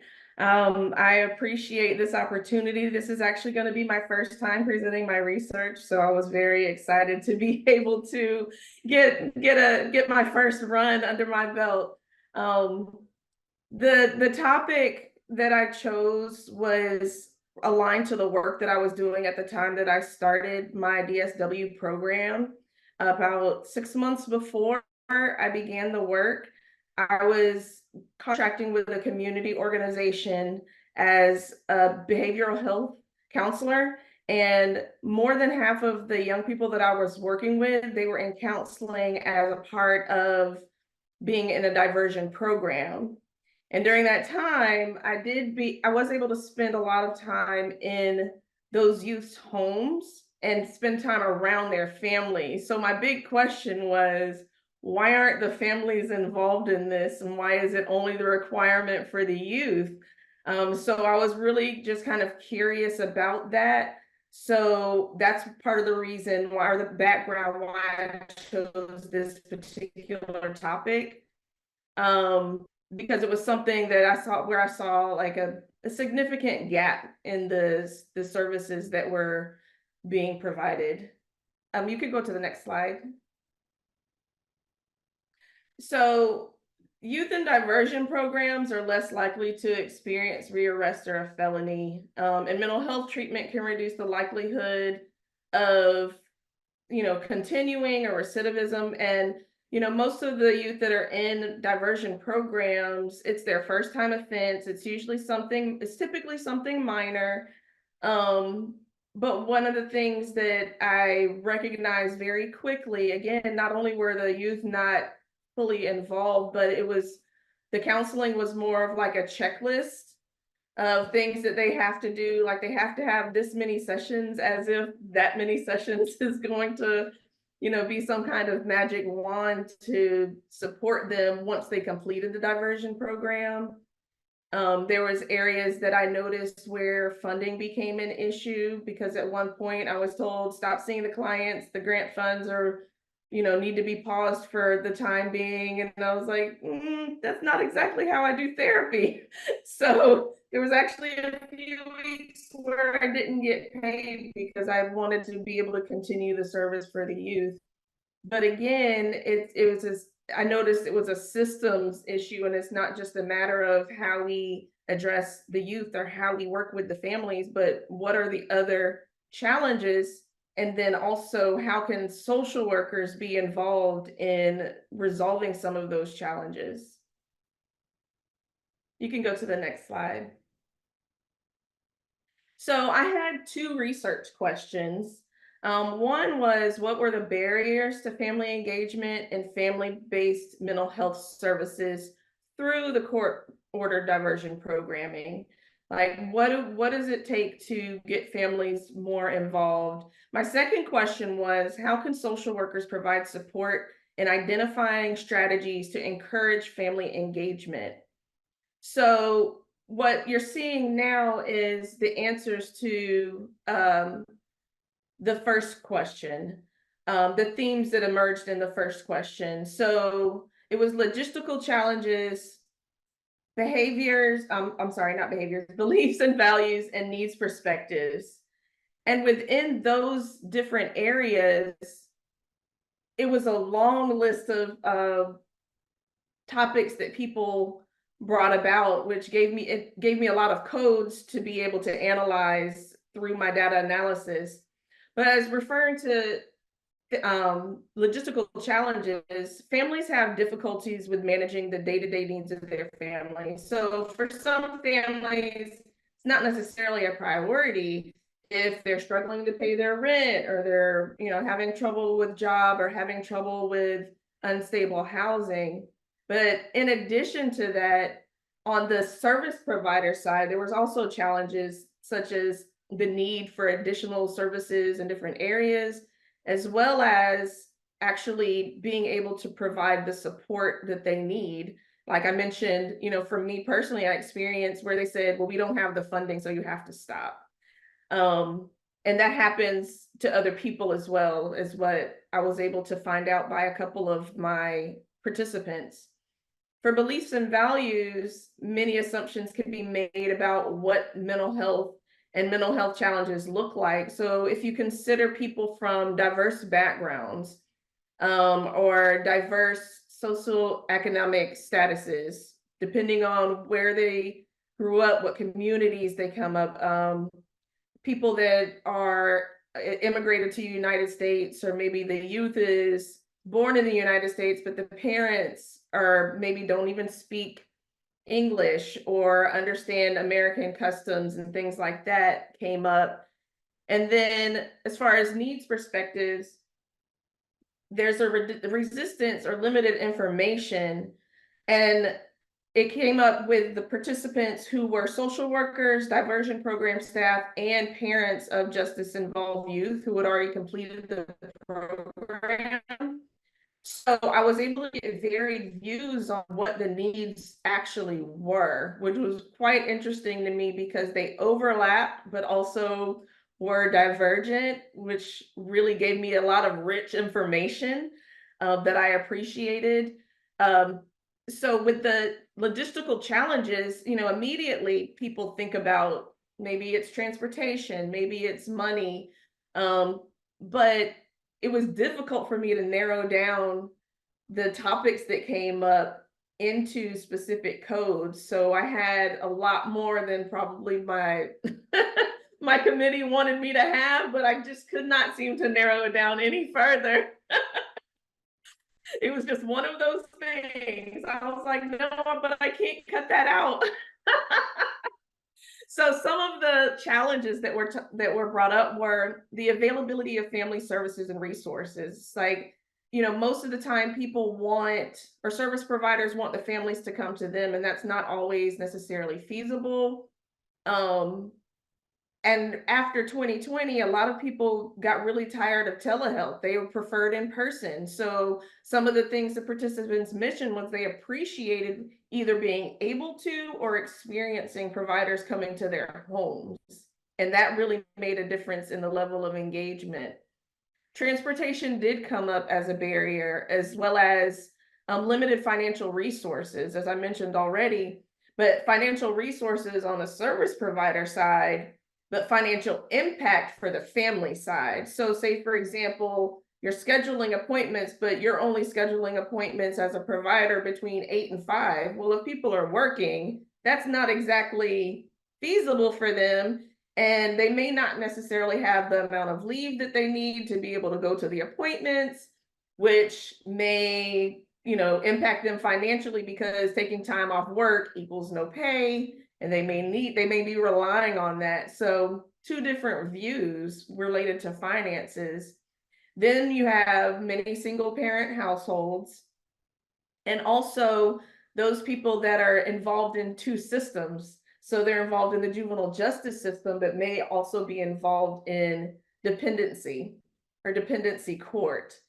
One participant described working with a young lady she was working with through juvenile justice, but she had a baby and then ended up in dependency court because the baby was removed, and she had 2 case plans, which was so hard for her to manage. as I think she said she was 14 or 15 years old. That's a lot to manage as a young girl, with two different systems, two different, like a case plan for dependency, and then you have the plan in the diversion program. And the participant didn't mention where this youth's family was or their level of involvement, but she really emphasized that she wished the juvenile justice and dependency, worked more closely together, especially if you're involved in both systems. And then another thing that was brought up with treatment interruption and termination. So some people, and it may be based on past experience, they are afraid, if I get involved, what happens if we have to change providers? One of the participants, who's director in South Florida, was talking about, social workers not being paid enough to stay in their positions, or service providers, not being paid enough to stay in their positions, and they move on to something where they can earn a greater income. And that may impact the family, because if they leave, you don't know whether they'll continue, if they want to start over with a new provider. So those are some of the logistical challenges that were brought up. As far as beliefs and values, again, I mentioned before, you have culture and linguistics. People speak different languages. They have different beliefs about what mental health is and how to address it in their own way. I mentioned, you might have a young person who looks at themselves as American, but if they immigrated from another country, that family's trying to preserve the culture from where they came. So there's kind of a mixed match in the home of beliefs and how to address mental health challenges. And of course, the big one that we all know about is stigma. Just the stigma associated with even talking about mental health, much less actually addressing it and engaging. Several of the participants mentioned that parents may be reluctant because they're afraid you might question their parenting skills, or you have parents who might not even believe there's a problem. Like I was telling I'm a qualified supervisor, and I was working with one of my supervisees earlier this morning, and she was talking about youth, arguing that marijuana is not that bad. And I informed her, I said, I work with youth who said they started smoking marijuana with their families. So they're not going to see it as a problem. If their parents are giving it to them at 12 years old, that's not necessarily, and so they don't see it as a problem. They don't quite understand that when you enter a program like diversion, you're going to be expected not to smoke marijuana while you're going through the program. People have different spiritual beliefs.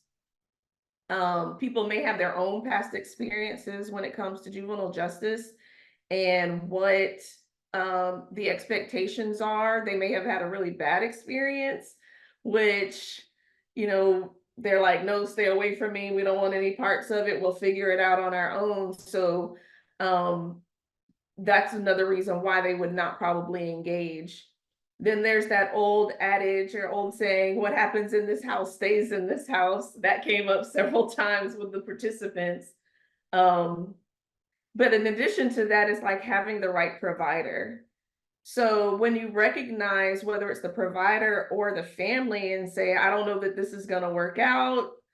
Some people brought up, having providers that may look like them or speak the same language or have similar beliefs and values so that they can build that rapport and that relationship, to build trust and also respect for the client and the family, but going both ways where they actually respect the provider. The needs perspective topics that came up were, that just people just don't know what to expect.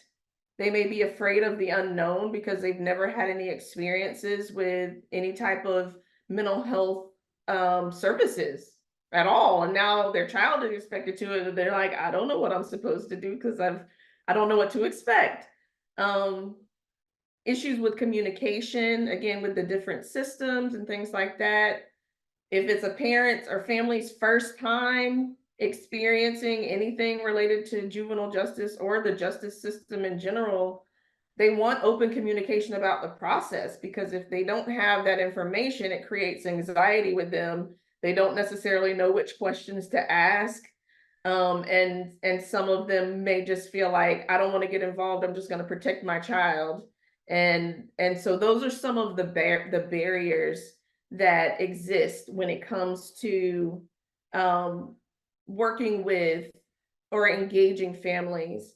So when we look at the problem in isolation of the caregiver and family function, it's inherently problematic. We can't only look at the youth. And I've worked in, I was a middle school teacher, and I've worked in school settings for quite a while now. And people are always looking at the youth. And as a social worker who happened to be a teacher, I was like, no, we need to figure out what else is going on with this youth. It's no different when you're talking about a youth involved in juvenile justice. We need to know what the environment is like so that we can make sure that we're providing the right types of services for the young person, but also providing the family with the strategies they need in order to nurture that youth. So we have to make sure that we're following our core values as social workers. You can go ahead and go to the next slide. So again, social workers, how can we provide support for the families? Building more infrastructure capacity to have services available in the communities is a big part. That was one of the things that was mentioned by almost all of my participants, is the accessibility of services within the communities. And then providing direct services for families. So in addition to providing mental health services, what other services do they need that we can connect them with? And then education and psychoeducation across systems. So it's not only educating the family about mental health, but it's also providing like corrections officers and other diversion program staff, police officers, providing them with psychoeducation so that they also understand mental health, what it is, what it isn't, what to look for, signs and symptoms of mental illness, things like that. And how can we do that through whether it's workshops or town hall meetings are some of the suggestions that were made. So when we're looking at the strategies that social workers can use, again, like accessibility in the communities is having like high fidelity wraparound services. So making sure that we have some type of network that the parents can rely on in order to make sure that the youth is getting what they need, but also the families are able to reach out and figure out where they can get additional services. Like I mentioned before, the mental health service may not be their priority if they're concerned with other things, whether it's financial or other ways that are impacting the family. Another suggestion that was mentioned was co-located or community-based services, where maybe you have social workers that are like stationed within a neighborhood or within an apartment complex or something like that, and like rotation. Maybe they have a certain service area. That way people just know that they're around to be able to provide services and they don't have to reach so far. More providers. We have, it seems, a limited number of providers for family-based services. Most of the services, and it was brought up, and this kind of goes into the next one with the funding and resources, where insurance aren't necessarily covering it. So who's going to pay for it? If we don't know who's going to pay for it, it's hard to recruit people to do those services. If there's not reimbursement from insurance and things like that, it becomes even more of a challenge on both ends. And then school involvement. And like I said, I've worked in schools for a number of years, so I have actually taught students who've been involved in juvenile justice. But as a former teacher and a current director, schools are typically the first ones to see what's going on with a young person and see those different signs that, hey, we might need to kind of keep a watch on them and what's going on.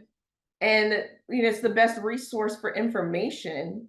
If the parents are not involved in school, it gives us some indication of whether or not they'll be involved in service, but it also provides us a good history of behaviors and things like that. So if all of a sudden in ninth grade, the student is on their way to an alternative school, but if you look at their records, and in the fifth grade is when when the challenges began, we're finding that out from the school more than likely. And then we can say, hey, did something happen when this child was 10 or 11 that's impacted them? Because all of a sudden now there was an increase in the behaviors that's led to this point, and be able to kind of engage the families that way. But the schools will generally have a lot of that information, and then we can proceed with working with the families on those kind of records.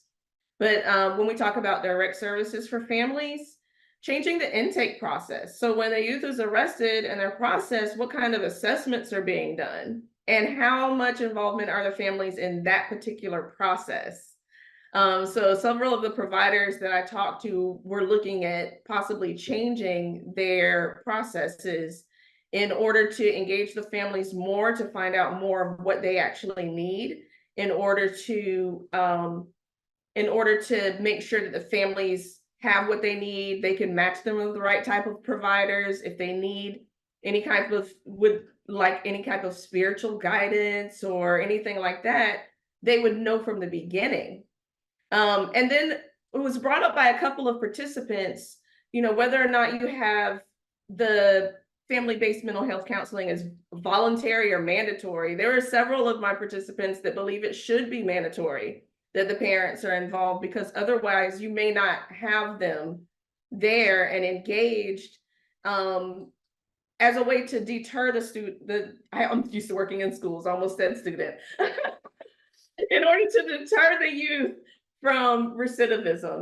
We want to make sure that we are able to give enough support to keep them on the track to prevent additional challenges in the future.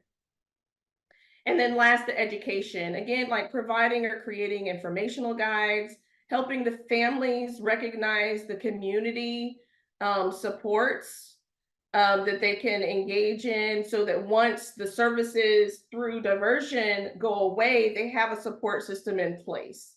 I feel like a lot of times we give all these kinds of support, whether it's juvenile justice or child welfare, and then once the case plan is done, everything drops away. So making sure that they have that support in place by the time they're finished with the program is definitely would be a plus for the family.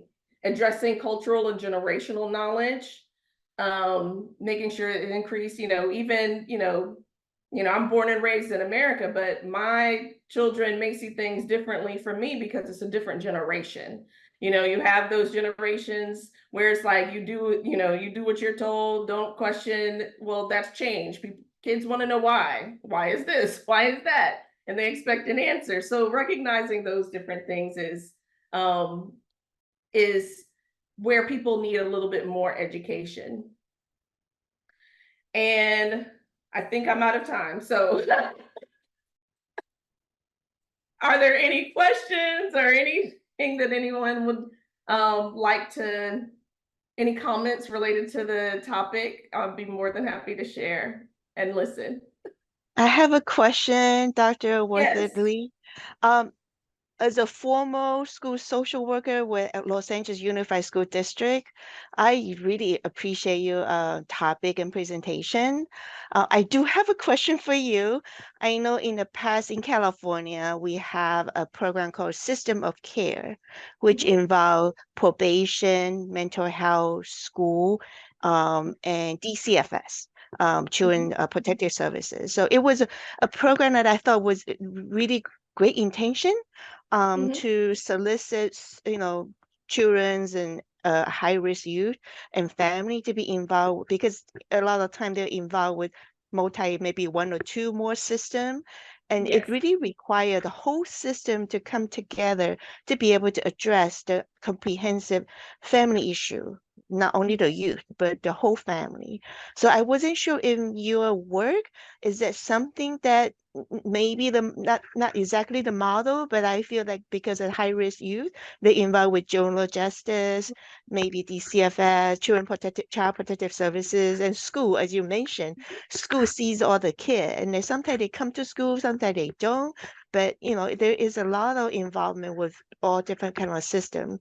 I thought the model was really good in California, but unfortunately, working with all this different discipline and different complex system, it creates quite a challenges. I don't know what your experience have been working with all different stakeholders, try to bring the service together, try to have a comprehensive, organized services. I just want to get your perspective on that. So one of the things that I think is, so I live in Florida. So in Florida, we have like a full range of people. So we have a lot of small rural counties. I live in Jacksonville, Florida, which is very large land-wise and population, which also covers the full gamut. So things like providing services that are like community-based, where it's wraparound services within the community, is difficult because you may have one service, one area, and then the other service is like 40 minutes away, and the transportation system is not great. So you might have an appointment, say you have an appointment 2 times in one day, they might have to be 3 hours apart just to get from one place to the other. So in a place like Jacksonville is really hard, but one of my participants was from Miami, and she was talking about how now I'm trying to remember how she phrased it, but basically no matter who you called for support, that they could link you to the person or the organization to get that support. So it sounds like, and I told her after I finished all of this, I was going to come down and visit just so I could see, kind of in action. But so we have pockets where we have the system of care where it's working really well, but then there's so many gaps in areas where you just don't have that structure there. The infrastructure is just not there. And all of my participants were in Florida, but they were from different areas in Florida. So a couple were from rural areas, and then, like I said, I'm in Jacksonville. There was other participants in Jacksonville, but then Miami had a whole other system, and I was like, wait, we need that up here. So I could see where it's an area that needs to grow. I also recognized in my as I was working on my report, this is not like a United States issue. I was able to find several issues in like I found an article about low and middle income countries, and some of the codes that I came up with and the topics that came up were very much aligned with those reports. So this is something that is global, a global challenge when it comes to being able to meet people's family-based mental health needs. Thank you so much for your presentation. It was very enlightening for me.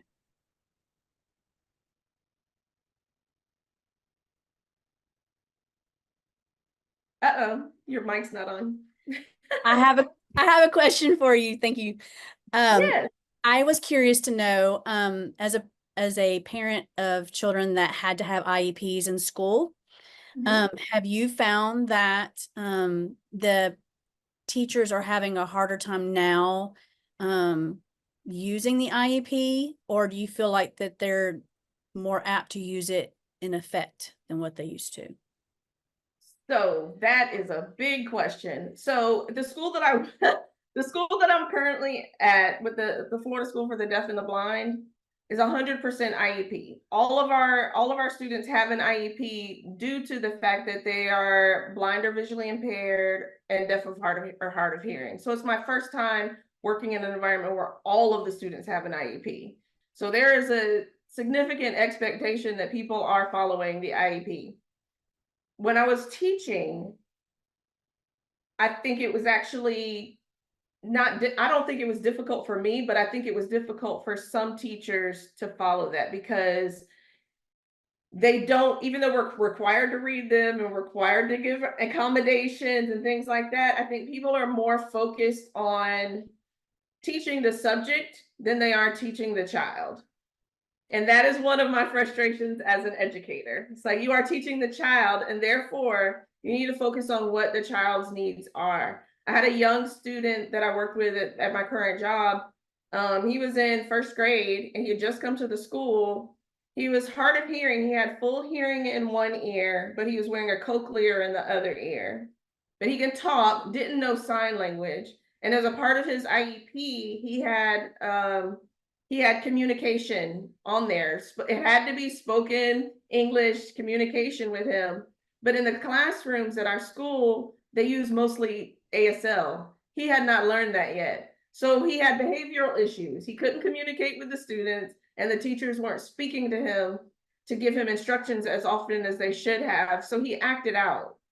And after a few months of the acting out and people just saying, I don't know what to do, as opposed to following his IEP and doing what they were supposed to do, he ended up being staffed out of the school, which kind of wasn't fair because he had not developed the skills to learn ASL yet, and they didn't meet him where he was. And also, when I explained to the parents, because I talked to them several times, just kind of supporting them through the process, I said it's no different from if you were to take a trip to, say, Germany. You don't know the language, but you're expected to follow the customs, but you don't know the language. I said that's where he is right now. They're speaking with their hands, but he has no idea what that is. So, so I feel like there are people that pay close attention to the IEP, but some are focused on the academic part and just like, I'm teaching math, so we're going to do math and not necessarily thinking about extended time, chunking the information, scaffolding. When I mention certain topics, it's like, I know you know what that means. And I think people sometimes forget that I'm a former teacher, so I have to remind them. It's like I taught middle school, which is right in the middle, So I worked as a sub for elementary and high school. So I understand what's expected for educators when it comes to young people. But one of my participants, he's a former dean, but he's worked at an alternative school. And one of the things he talked about was, because his current job, he's actually working in an elementary school. But that was one of the things he talked about. People were so focused on his behavior that they weren't focused on what his actual needs were. And that's where I feel like some of the biggest challenges are. I would agree, because that's the thing, is that oftentimes providers believe that they are providing a trauma-informed approach. They're not. They are misinformed as to what trauma-informed actually means. And it's really frustrating for me. I provide continuing education as a trainer and facilitator of different topics. And I communicate this with my colleagues often, that while you think you're providing trauma-informed, you're not, because you're looking for your clients to be compliant with your system. You're looking for your students to be compliant in the classroom, and you are not actually understanding the trauma that they've endured, the experiences that they've been exposed to, and the environment that they're constantly swimming in. And until we actually provide trauma-informed approaches and engagement and support to our students and those clients that we serve in our communities, we are not going to provide an experience that actually meets their needs, because we're not giving space for the need that they have. We're not doing a proper assessment of their needs, and we don't understand the actual problems that they are experiencing that's causing barriers to their progression. I 100% agree with everything you said. Thank you for sharing that. Well, thank you for an amazing presentation. We really appreciate you being here. My name is Maria Wright. I'm the president of Phi Alpha. I'm a doctoral candidate, and I'm a proud MSW social worker. So thank you so much for your time. Congratulations on a successful presentation of your project and your research. Congratulations and amazing work on having a PhD and a DSW and being an LCSW. As a BSW, MSW, and DSW candidate, I have a slight understanding of what you've gone through to get to where you're at, and a huge admiration for where you're at today. Congratulations, Doctor. Thank you. I'll pass it back to Kim. Yes, truly, we do thank you for being here. Thank you for participating. We are going to be doing a drawing at the end of this symposium, so we will let you know if you are a winner of the trip. But we will be giving you a gift card just like the other presenters for presenting today. And we truly appreciate all your hard work and dedication and research. We hope that you'll continue on because your work is very, very important and we need it. Thank you. I appreciate this and being selected to present. Thank you so much for the opportunity. Absolutely. Have a wonderful day. You too. Let's do it. All right. Are we recording? Good. So now we're going to present our third presenter, Laura Honegger, Dr. Laura Honegger, PhD, MSSW, LCSW. She is a professor and professional. She's a Phi Alpha member at Illinois University of St. Francis Kappa Rho Chapter. Her presentation title is Body-Worn Camera Footage, Assessing a Police Officer's Response to a Person in Crisis. Her research proposal is this research project centers on the use of an objective instrument to analyze body-worn camera footage to assess a police officer's interaction with a person in crisis. About Dr. Laura Honegger. Laura is an associate professor of social work at the University of St. Francis in Joliet, Illinois. Her areas of research include the intersection of the criminal justice and mental health systems, evidence-based criminal justice diversion programs, and mental health disparities, family violence. Prior to working in academia, she provided counseling and case management to individuals with serious mental health and substance use issues who were frequent contact with the justice system. Laura is a licensed clinical social worker and is a co-founder and co-director of the Interdisciplinary Research on Justice Initiative at the University of St. Francis. Today's presentation will focus on the use of validated objective instrument to assess police officers' response to a person in crisis. Please welcome Dr. Laura Honegger. Thank you. So just first of all, thank you for being able to be here and talk a bit about my research. I am currently working on a Bureau of Justice Assistance grant, working with the local police department here. So this is what I'm going to tell you a little bit about, a snippet of what we're doing. It's sort of a larger project, but I want to kind of hone in specifically on the body-worn camera footage that we have been lucky enough to get access to from that police department. Next slide. Thank you.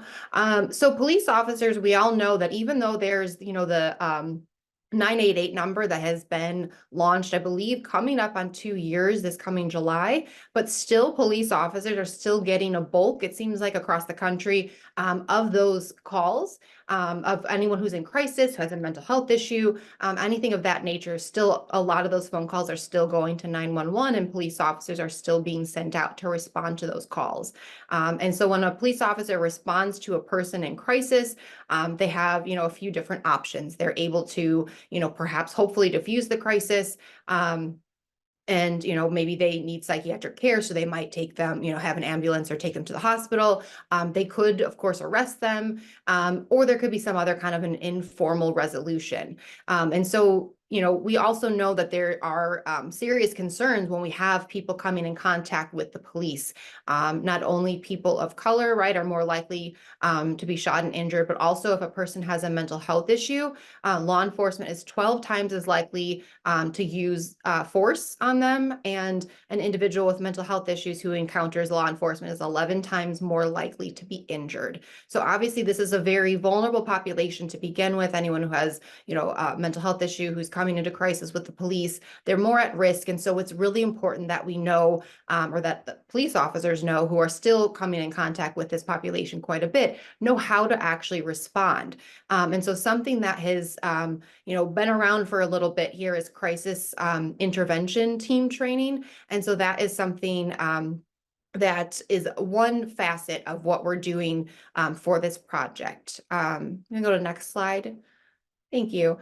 So like I said, there's a larger sort of project that we're doing. So just to give you a little broad overview on that first. So we are looking at the grant that we got was able to fund a licensed clinical social worker for the local mental health agency, and they are partners on this grant along with the police department. And so the LCSW then is getting referrals from police officers who come in contact. So we helped them, through this process, create this referral system. So the police have an additional place to refer individuals instead of just saying, here, go to the hospital, or here, remain in the community, maybe or maybe not giving them even a name of a local agency. So now they have a specific person that they're referring individuals to.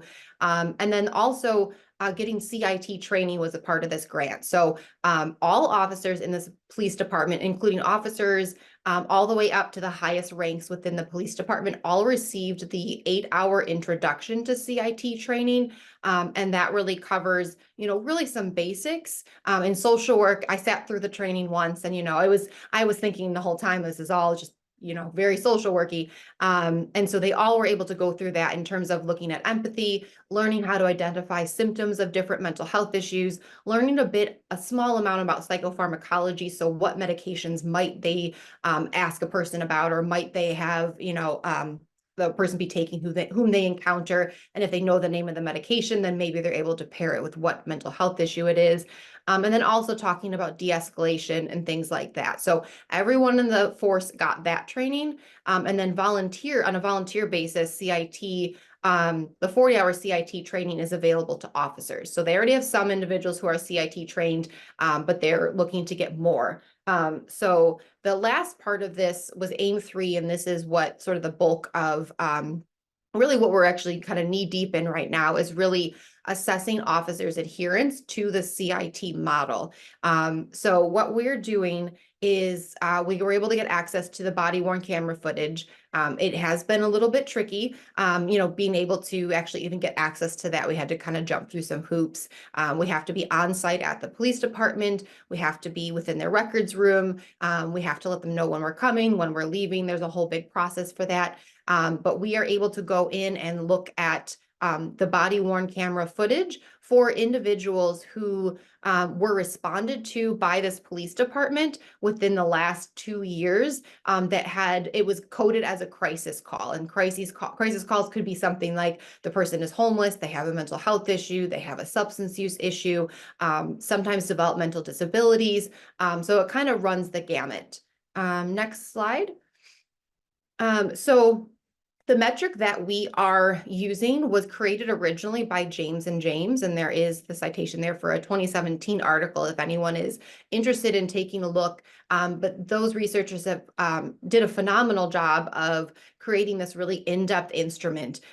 So typically when we see research on crisis intervention training or working, after someone receives the 40-hour or an 8-hour training on mental health issues for police officers, we see things like, let's give them a test and test, do they know more about mental health issues or more about, how to respond to a person in crisis, doing like a multiple choice kind of paper test, right? Or a computer, but multiple choice test. We see things like that. We see things like how like stigma levels or their confidence in being able to work with this population changes.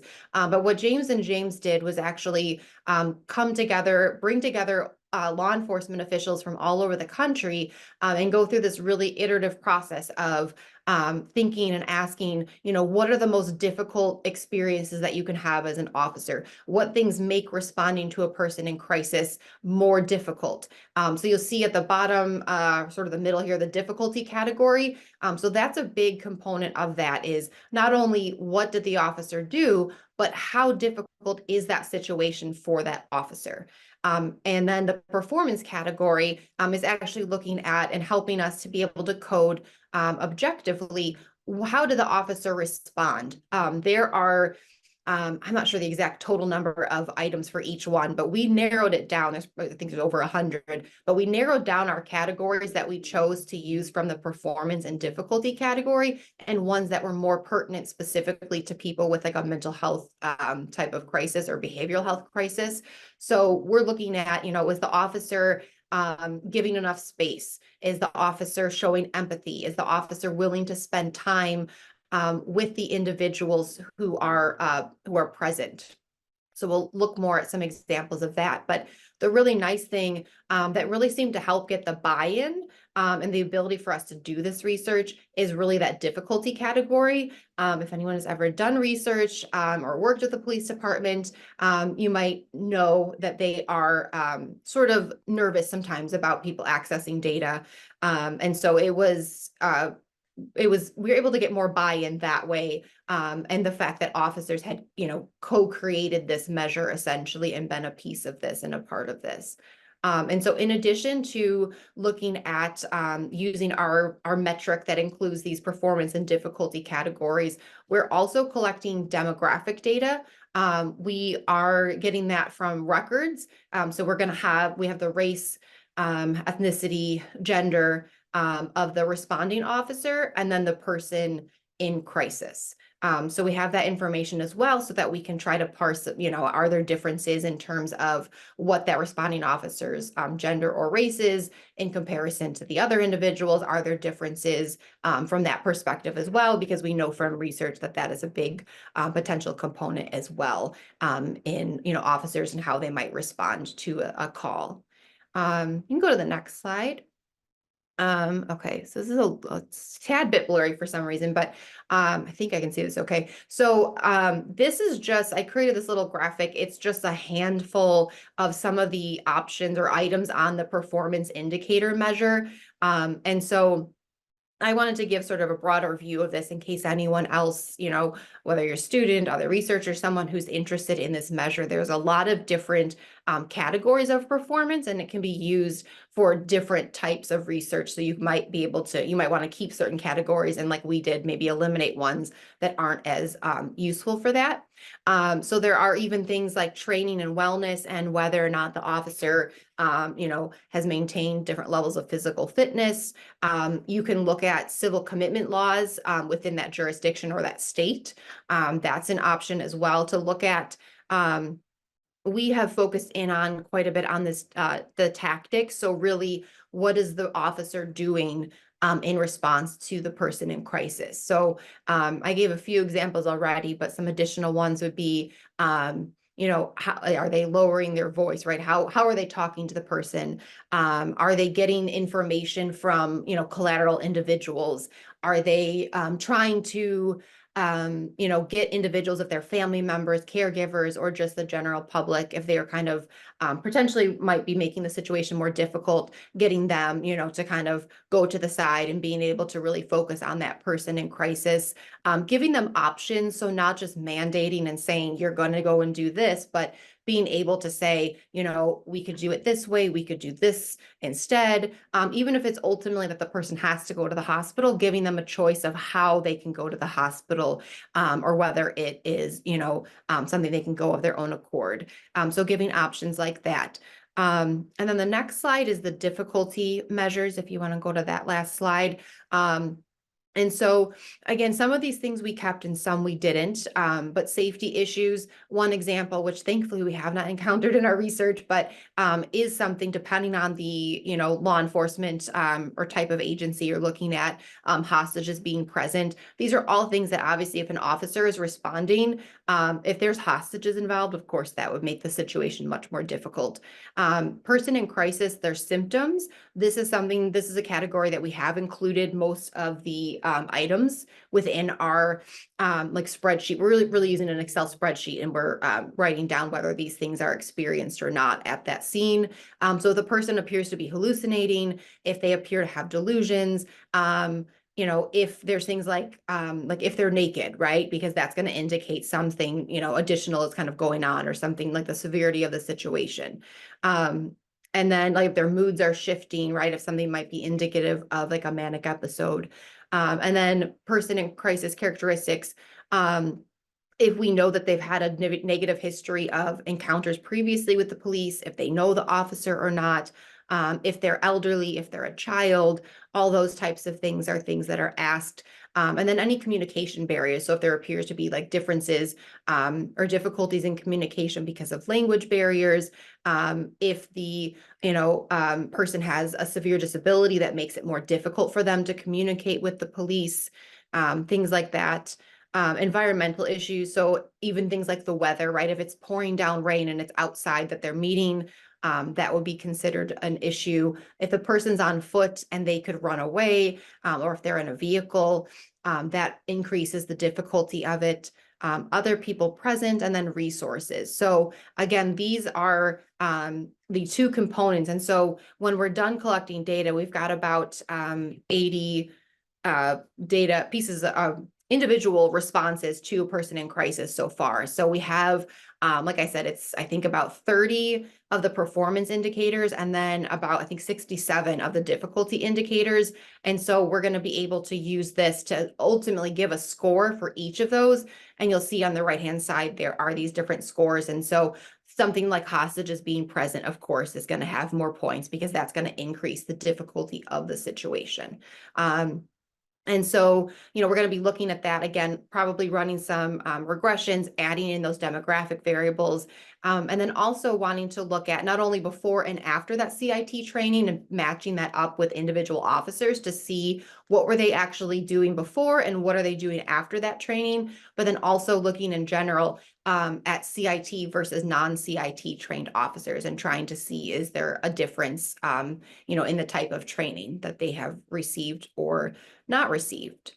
And I know I don't have a ton of time here, so I wanted to stop and see and ask about questions. I think they said, maybe is there time for questions? Okay, perfect.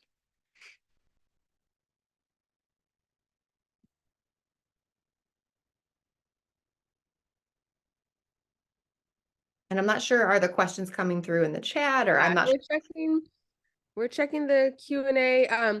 One, I just wanted to thank you for your presentation. I'm the president of Phi Alpha here at USC, and having your presentation was so valuable.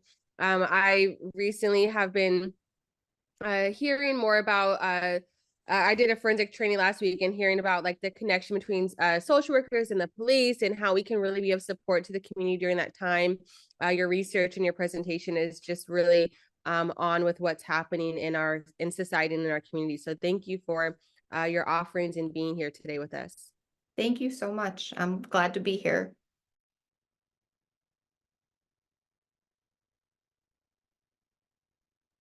All right. Well, thank you so much. And we appreciate your time. Kim, I'll pass it back to you if there's no questions. All right. We will definitely have you in our drawing for our trip to Las Vegas. All presenters are being entered into that drawing at the end of the symposium. And then what we'll do is we'll reach out to you and let you know if you're a winner or not. But you will also be receiving a gift card for presenting today. And we truly appreciate all of your hard work and dedication. The information that you've shared is very informative, and it will be going on to our chapters. We will also be sending an email out with the link to it so everybody can see it for future reference. Wonderful. Thank you so much. I look forward to, I have to jump off and go be with my kids, but hopefully be able to watch some of the other presentations at another time. Thank you so much.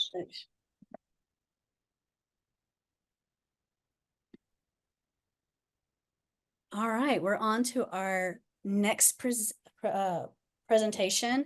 This is actually with the California Society for Clinical Social Work. We have Miss Brianna Fair. She's an MSW, ACSW, and the president-elect for CSCSW. And we also have Monica Blonner, who is an LCSW as well with the CSCSW, and she's the past president for CSCSW. Just to let you know a little bit about them. About Brianna, Her current position, she's the ethics chair and president-elect at CSCSW. Since her time in graduate school, Brianna has been an active member of the organization, contributing to various committees, including diversity, equity, and transformation and education. She has also served as a mentor and board member. In her professional role, Brianna works as a crisis response clinician, collaborating with the San Mateo Police Department to address mental health crises in the city of San Mateo. Currently, Brianna is preparing for her ASW exam with the goal of obtaining licensure by the end of the year. Her commitment to professional growth and service to her community reflects her passion for clinical social work. Let us welcome Brianna Fair.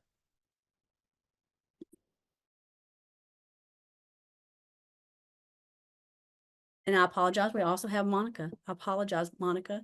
Monica Blonner. She is an MSW and she's also an LCSW. She's the past president and she's trained psychoanalyst with over 40 years of experience working in mental health and addiction treatment. Currently, she's in private practice in Los Angeles and she teaches in UCLA's School of Social Welfare. Let us also welcome Monica. Hello, thank you for having us today. We're very excited. And I think you guys have our presentation set up, so we'll jump right into it. So we're here to just talk a little bit about the California Society for Clinical Social Work. And so first we'll start off by talking about the mission and some of the history. And our mission is to advance and promote the profession and practice of clinical social work. So everything we do, we keep that in mind. You can go ahead and go to the next slide. So this is the California Society for Clinical Social Work is one of the only organizations in California that specifically focuses on the interest of clinical social workers that we serve. The society was founded in 1969 and was to ensure the continued existence and quality of clinical social work as a mental health discipline. Today, we emphasize high-level education and adherence to ethical practices. And strong presence in the legislature to advance and protect the integrity and profession. You can go back to the last slide, sorry. The society is devoted to address concerns of professional clinical social workers as well. And they've been a major proponent for social work licensure and parity with other professions. And so our organization is not only for social workers, we actually collaborate with a lot of different MFTs, APCCs, things like that. Society members practice in every venue, so it's not just people who have private practice, but it's people in hospitals, clinics, schools, EAP programs as well. Go ahead and go to the next slide. So I'm going to talk a little bit about some of the member benefits.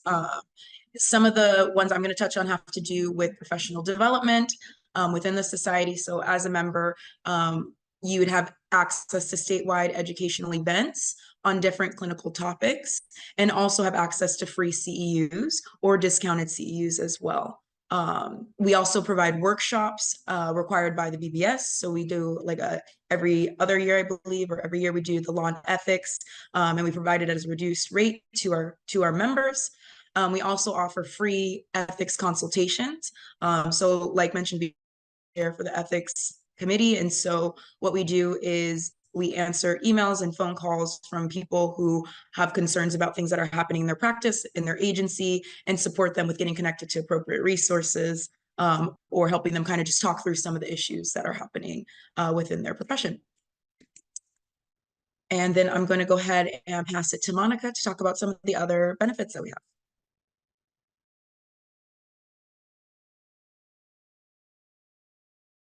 I guess it helps if you unmute. Thank you, Brianna. So one of the main reasons people join our organization is for networking, and our educational events have been online since the pandemic, but we are offering some in-person networking events. One of the main benefits of membership of this organization is meeting and having contact with people at all stages of career that you might not meet in your other workplaces.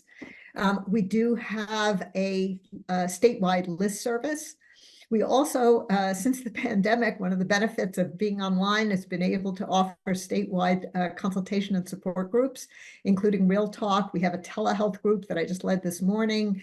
There's a group of our members wanted to form a support group around retirement. So we now have that. And we also have one for students and ASWs. Our member directory also serves as a therapist finder, and we have a marketplace for free advertising on our website. Next slide, please. Specifically for students and ASWs, we have several member benefits. One is our mentorship program, as distinguished from clinical supervision. This is a program to get career guidance.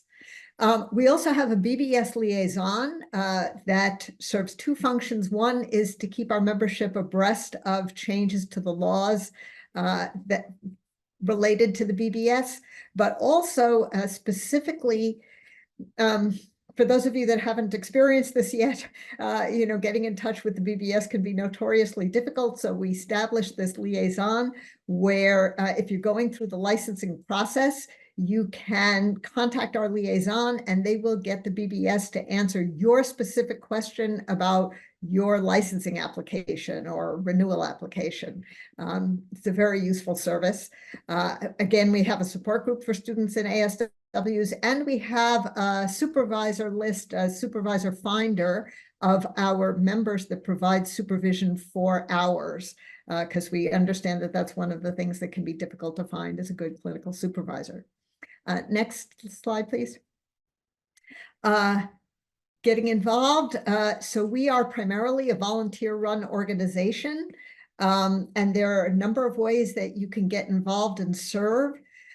We have the board for the statewide organization that runs most of the organization, and various committees and local district steering committees. There are several advantages to getting involved with the organization.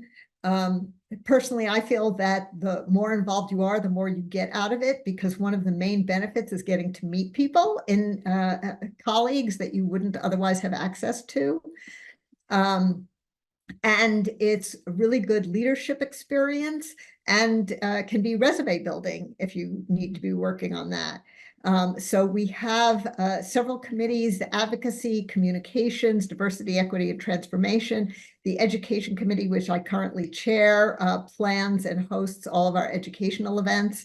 And we have a member benefits committee that administers our member benefits, such as the ethics consultants, the mentorship subcommittee, and others. And then the district steering committees, we have districts around the state, and they help plan the educational events and the in-person networking events. Next slide. So here's a way to contact us. This is our website and our administrator, Donna Dietz. And I'm happy to put my personal email in the, if I can, in the chat, so that people can feel free to contact me personally if you have questions about getting involved. My name is Monica Blauner, and my email is monica@monicablauner.com. Thank you so much for having us today and letting us speak about CSCSW. Any questions?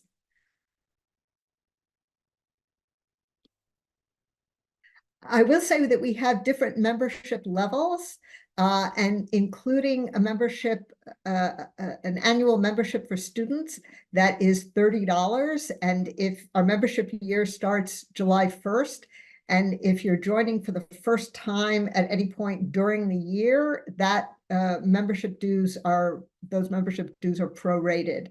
So if you join now till the end of June, it would only be something like $10. Any other questions? Thank you, Monica and Brianna, for coming. I really do appreciate you being here. As you both know, I'm also on the board of directors for the Clinical Society for Social Work. And when Kim was thinking about who can we add to this presentation, how can we really provide more offerings and information for the viewers, I definitely knew that this organization, CSCSW, would add that value and would give some interest. And as you know, I'm always looking for new ways that we can share the offerings and opportunities that we provide. So thank you both for your time and for coming today. I appreciate you both. Thank you for having us.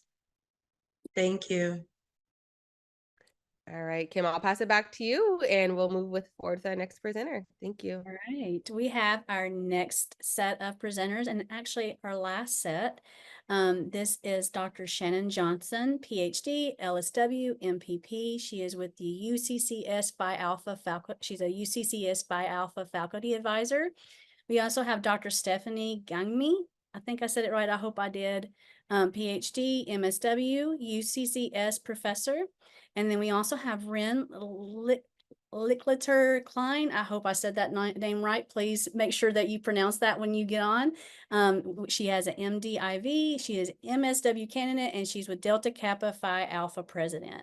They are all Phi Alpha members at University of Colorado, Colorado Springs, Delta Kappa Phi chapter.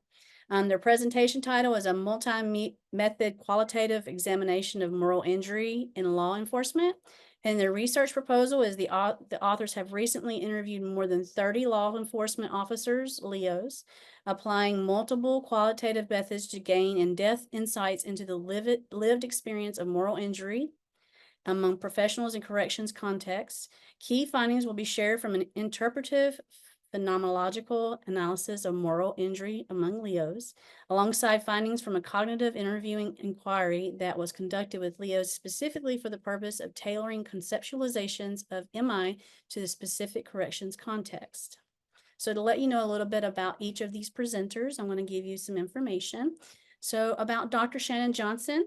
Shannon Johnson is an associate professor of social work and the MSW program director at the University of Colorado, Colorado Springs, UCCS. She serves as an MSW advisor for Delta Kappa Phi, the UCCS chapter of Phi Alpha. Her research focuses on meaning making in the aftermath of adverse experiences, with particular attention to the impacts of morally injurious events, both on supervisors, sense of meaning, and their healing processes. The next presenter that we're going to also have is Dr. Stephanie Gangmi. I hope I said it right. PhD MSW. Stephanie Gangmi is an assistant professor at the UCCS College of Public Service and a licensed clinical social worker in Colorado. She holds a PhD from Smith College, an MSW from Columbia University, and a BA from Wagner College. Dr. Gangmi worked for over a decade in correctional mental health care at Rikers Island and was the director of mental health at the El Paso County Jail. Her clinical practice has included work with incarcerated people, and her research is on the training and experience of staff members in jail and prison. And then our last presenter is Ren Licklitter Klein. I hope I said this right. MDiv MSW student. Ren is entering social work as a second career and will earn her MSW from the University of Colorado, Colorado Springs in May of 2024. She already holds an MDiv and has had earlier careers in this ministry field, nonprofit management, and an entrepreneur. Ren currently works in behavioral health in the healthcare setting and is a social work researcher. She serves as a student body president for Delta Kappa Phi, the UCCS chapter of Phi Alpha. Let's welcome our presenters. It's 1 o'clock. All right. Hi, everybody. So my name is Shannon Johnson. I am a professor at UCCS Social Work. I'm also the program director for the MSW program. And as already noted, I'm here with two colleagues. We have Stephanie Gangmi and Ren. Ren, how do you say your last name? Licklitter Klein. Okay, that's how I always say it in my head, but I wasn't absolutely positive. So I figured you guys could go ahead and introduce yourselves as well. But we're all from UCCS, and we have a new chapter of Phi Alpha established recently. Ren was absolutely pivotal in that process, and so I'll give them a moment to introduce themselves.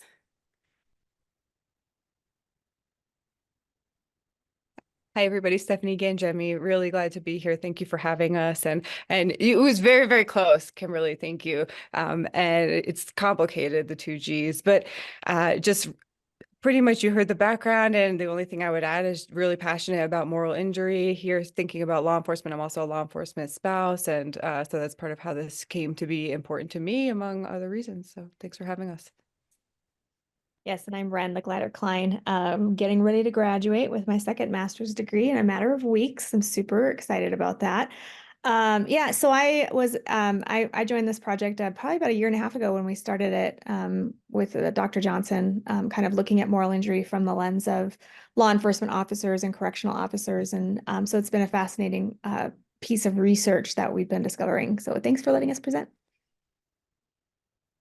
All right, so I can tell you, I guess, a little bit about what we'll be talking about today. As Dr. Gangemi had mentioned, we have a line of research at UCCS. There are several of us on the faculty who are focused on issues of moral injury. And so we all kind of come at it from slightly different angles. I made my segue into the research area by via focus on meaning making. And so I look at the role of meaning making, moral injury, so on and so forth, in the aftermath of traumatic experiences, in the aftermath of morally injurious experiences, but basically just how moral injury and crises of meaning are affecting people psychologically when they're going through a healing process. And we have honed in the current line of work on what moral injury looks like among law enforcement officers specifically.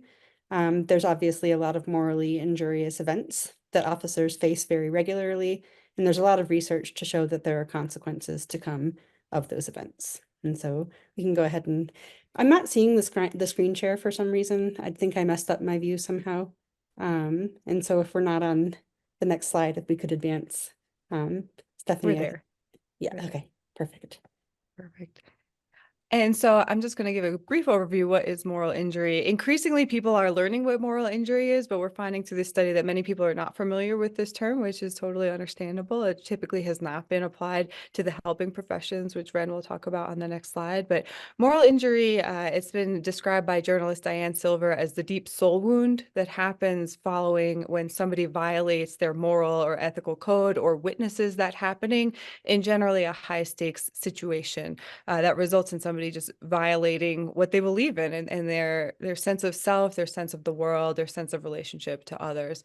So moral injury really creates a massive disruption to somebody's belief system, their sense of, it affects their mental health, physical health, spiritual health, relational health, and creates just a variety of concerns for people. And one of the reasons we're studying this is there's so much talk about PTSD in the realm of law enforcement and corrections. There's talk about burnout in law enforcement and corrections, but there's a lot of people in these fields that find that those are not the terms that really get to the sort of moral residue that happens when you're in these fields that are fraught with violating ethical moral codes day in and day out. We can go to the next slide. So moral injury, the research pretty much started with the military. And so it's kind of well tailored for military. But what we've discovered in our research is that with law enforcement, it needs a little bit of nuance. There's different contexts, different relationships that law enforcement and correction officers experience. And so we've been looking specifically at how moral injury stems from experiences that are particularly contextualized to those events within the law enforcement community, and noticing that there's a lack of context there and a lack of nuance we need to kind of flesh out. So we can go to the next slide. Okay. And so the two different lines of research that we've had going on sort of collectively in the area of law enforcement specifically, we did an interpretive phenomenological study, and then alongside that also did a cognitive interviewing study.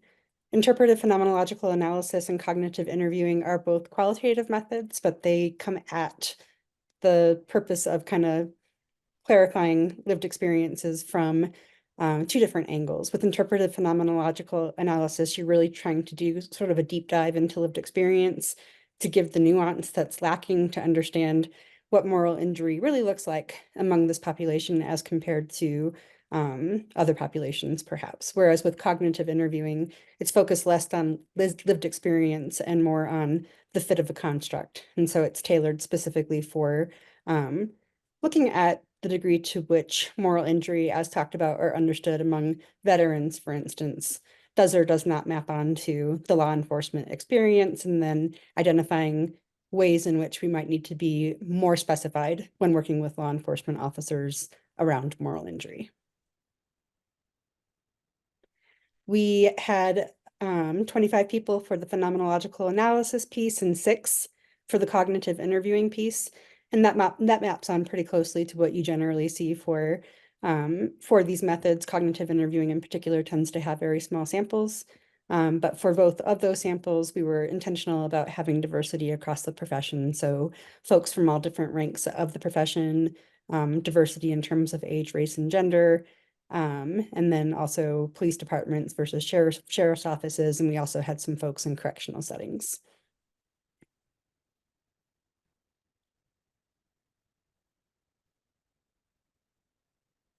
What did we learn? We learned a lot during the process of this, and specifically with regard to the interpretative phenomenological analysis, we had 4 key themes that have emerged. We used Atlas TI data analysis software to go line by line coding through the different transcripts, and IPA was chosen particularly because it looks at issues of pain and trauma that people have experienced. So it seemed like a really good fit to do this deep dive.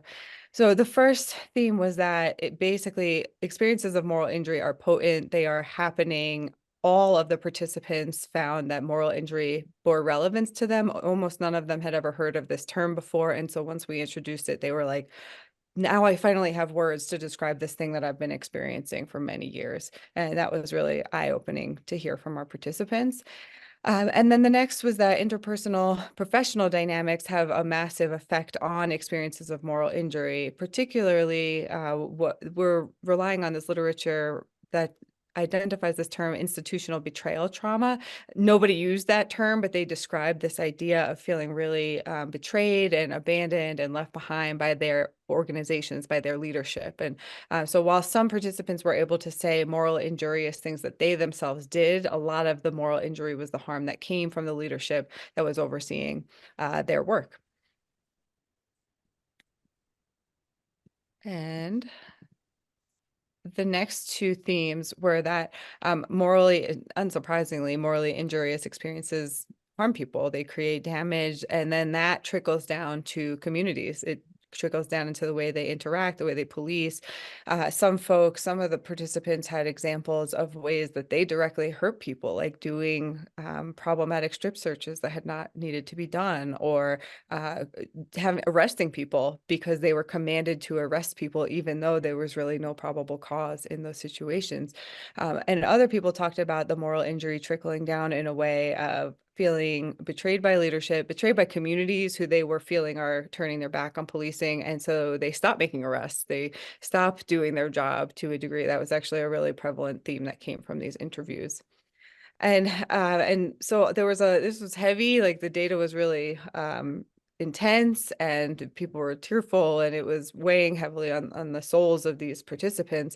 But despite all of that, most of the participants really remained motivated by a real care for communities and a desire for things to get better. And they presented many different ideas for how to make things better. And I think ultimately, like one of the big takeaways of this kind of goes back to bullet point number 1. We asked this question: what do you wish people knew about moral injury in law enforcement? And they all just said a version of that: it exists, that it's real, that it matters, that it affects us. So that's a real takeaway I hope we can have from today.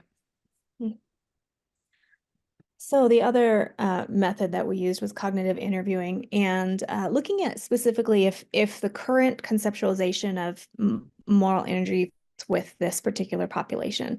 And so we recognize that while some of those conceptualizations of MI do fit, there's a need for greater nuance just based on the nature of correctional work and law enforcement work. Most notable, there was an emphasis on organizational culture. And as Dr. Ganjemi just mentioned, just kind of feeling the betrayal of people in authority, insisting that they do things that violate their moral code. There's concerns about power dynamics that continue to continue to affect people who are involved in this population. And one thing that was particularly poignant, I think, was just the complexity of this work, complexity of the various relationships that law enforcement professionals are having to navigate on a consistent basis, relationships with supervisors, with peers, with various communities that they police, with the people that they engage in their police work, with public perception. There's just all of these relationships that they're having to navigate that can open the door to increased risk of moral injury. Okay. So one of the key implications of this work is basically just providing more insight that is very much needed. We have a tendency when we start to understand constructs in specific contexts to then expect them to look the same in other contexts as well. And what we're learning is that while there are a lot of similarities, there are also differences. And if we want to intervene appropriately, it's necessary to have these more nuanced insights into what exactly moral injury looks like in the law enforcement profession, so that it can be addressed more effectively. And yeah, and then Stephanie will talk a little bit more about some future directions that we have coming up that are pretty exciting. Yeah, so we're currently, as social workers, we're really curious about what we can do to help this issue of moral injury in law enforcement. So we have basically brought together a panel of people who also think about moral injury, somebody who works with moral injury among firefighters. A lot of my research is specific to correctional healthcare folks, we're working on developing a toolkit that essentially can be adapted and modified for region, for size of agency, for discipline-specific approach, whether it's law enforcement, corrections, or firefighters, to really to make accessible the tools for talking about moral injury, to evaluate the degree to which moral injury is happening in organizations, and to give some direction in helping organizations navigate this and have the language and tools to address it amongst their ranks so that we can help the workforce and ultimately help the communities that they serve. Thank you. Thanks, everybody.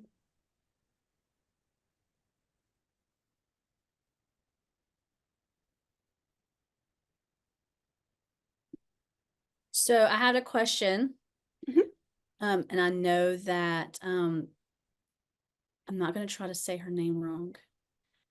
Dr. Shannon. Yes, thank you. So I know that you said your husband is an actual police officer. Was this something that he participated in, or how does he feel about it? Thank you for that question. Yeah, and he retired a few years ago. He actually did participate in the cognitive interviewing side of the study. So Dr. Johnson interviewed him. Dr. Johnson was actually his research professor in another, when he was doing his master's degree. And he's very supportive of this work. He's very much, I mean, we sit around and we're like, what about this idea? And what about that idea? And it's been really helpful to have that consultation. And he had also helped guide us to, when we talk about sampling, he shared it amongst some of his networks because he was in leadership. So it was helpful. It's so hard to get cops to engage in things like interviews. And I think that gave us a lot of buy-in, a lot of buy-in from the participants. But yeah, he's really thrilled, and he's working on his own research related to the experiences of law enforcement officers too. So it's been great. It's great information. And I'm sure they felt more validated knowing that you guys have kind of given them an outlet and words to be able to put to what their pain and their thought processes are. So I'm really grateful for the information that you guys have shared, your dedication to your work, and all the great information that you've shared with us today. Thank you. Thank you both so much for coming. My name is Maria Wright. I'm the president of Phi Alpha here at USC, and it was such an exciting thing to have you submit and all three of you present this topic. Like Kim said, it just feels like a very sacred topic to be able to have police officer, law enforcement engage in research with social workers and really support that. So kudos to you for using your social capital to be able to disseminate and really engage that community, because it's to the benefit of all of us, and it's really to support them, to support us, and to ultimately have good outcomes for our community. So thank you for your presentation. Thank you for your time. And thank you for being a part of this. Thank you. You guys will be all entered into a drawing that we're going to be actually doing in just a few moments. That will be a trip to Las Vegas for 4 nights. And you'll also be receiving a gift card from us as a thank you for presenting for us today. So check your email. You should be receiving something to let you know who the winner is. And we wish you luck. And thank you again for all that you've done. Thank you. And yes, we will send this presentation to nationals and also through the USC listserv. So thank you. Have a great day. Thanks, Great. everyone. Okay, thank you. Have a good day. Thank you. So now we want to thank our sponsor, which is Del Blue Travel LLC, Miss Delmecia. She has kindly and generously offered two free 4-night stays in Las Vegas, Nevada, and two of our presenters will be the lucky winners. So she is going to do her drawing tonight, but I wanted to let you know a little bit about Delmecia. She is the owner of Del Blue Travel. She's an independent travel advisor, a very good friend of mine, and she's also a board member with my nonprofit. She has stated on here specializing in everything travel. I can book it for you and assist you in starting your own travel business and not interfere with what you already have going on. So I'm going to let Miss Delmecia take over and let her do her thing. Hello, everyone, and thank you for allowing me to join you and give away 2 trips.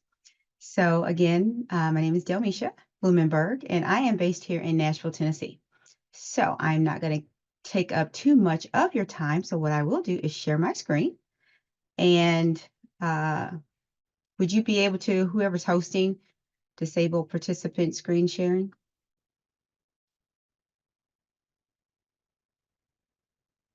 And let me know when that's done. So that way, okay. We are going to do, let me find our drawing here. Stop screen sharing. Yeah, hold on one second. So, can you see my screen now? Yes. Okay, and sorry about my casualness. I just ran into the house. So, and I was like, okay, let's get ready. So I have Dr. Jay Gabbard as our presenter, Dr. Shannon Johnson, Dr. Stephanie Gangimi, is that how you pronounce that? Dr. Ren Lichner Klein, Dr. Erica Wortherly, and Dr. Laura Honegger. Is that correct? All right, I'm going to shuffle and let's do our first winner.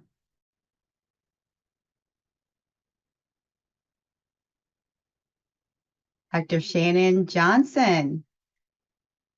And congratulations to you, Dr. Johnson. I'm not sure if you're here or not, but Kim, just get with me after you all finished, and I can, send her the information or get her number and call her and explain the trip and the rules. So I'm going to remove Dr. Shannon Johnson, and we're going to shuffle again and do one more drawing.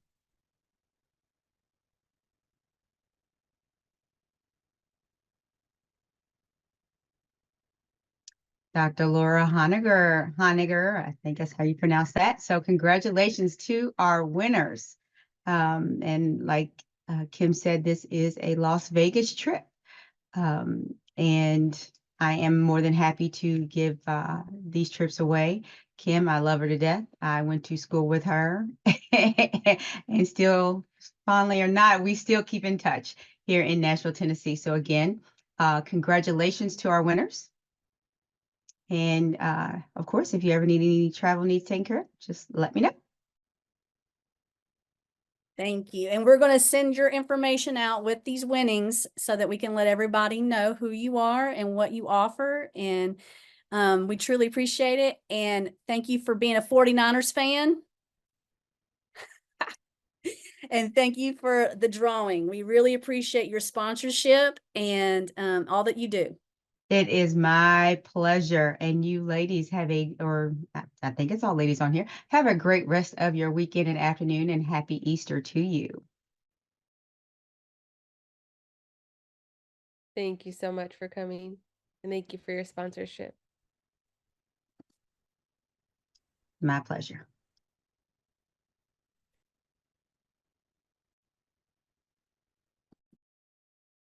All right, Tanya, if you want to go to the last slide. I want to thank everybody for attending this 2024 USC Phi Alpha Research Symposium. We appreciate everyone's attendance. We appreciate our presenters. We appreciate our sponsor. We also appreciate our USC or our Phi Alpha, National Phi Alpha, and our International Phi Alpha. I'm just learning about that. So that's pretty cool. But thank you guys, everyone, for attending. We hope that you'll attend next year. I'm sure it's going to be bigger and better, and we appreciate everything that you guys have done, and even our committee members. Thank you.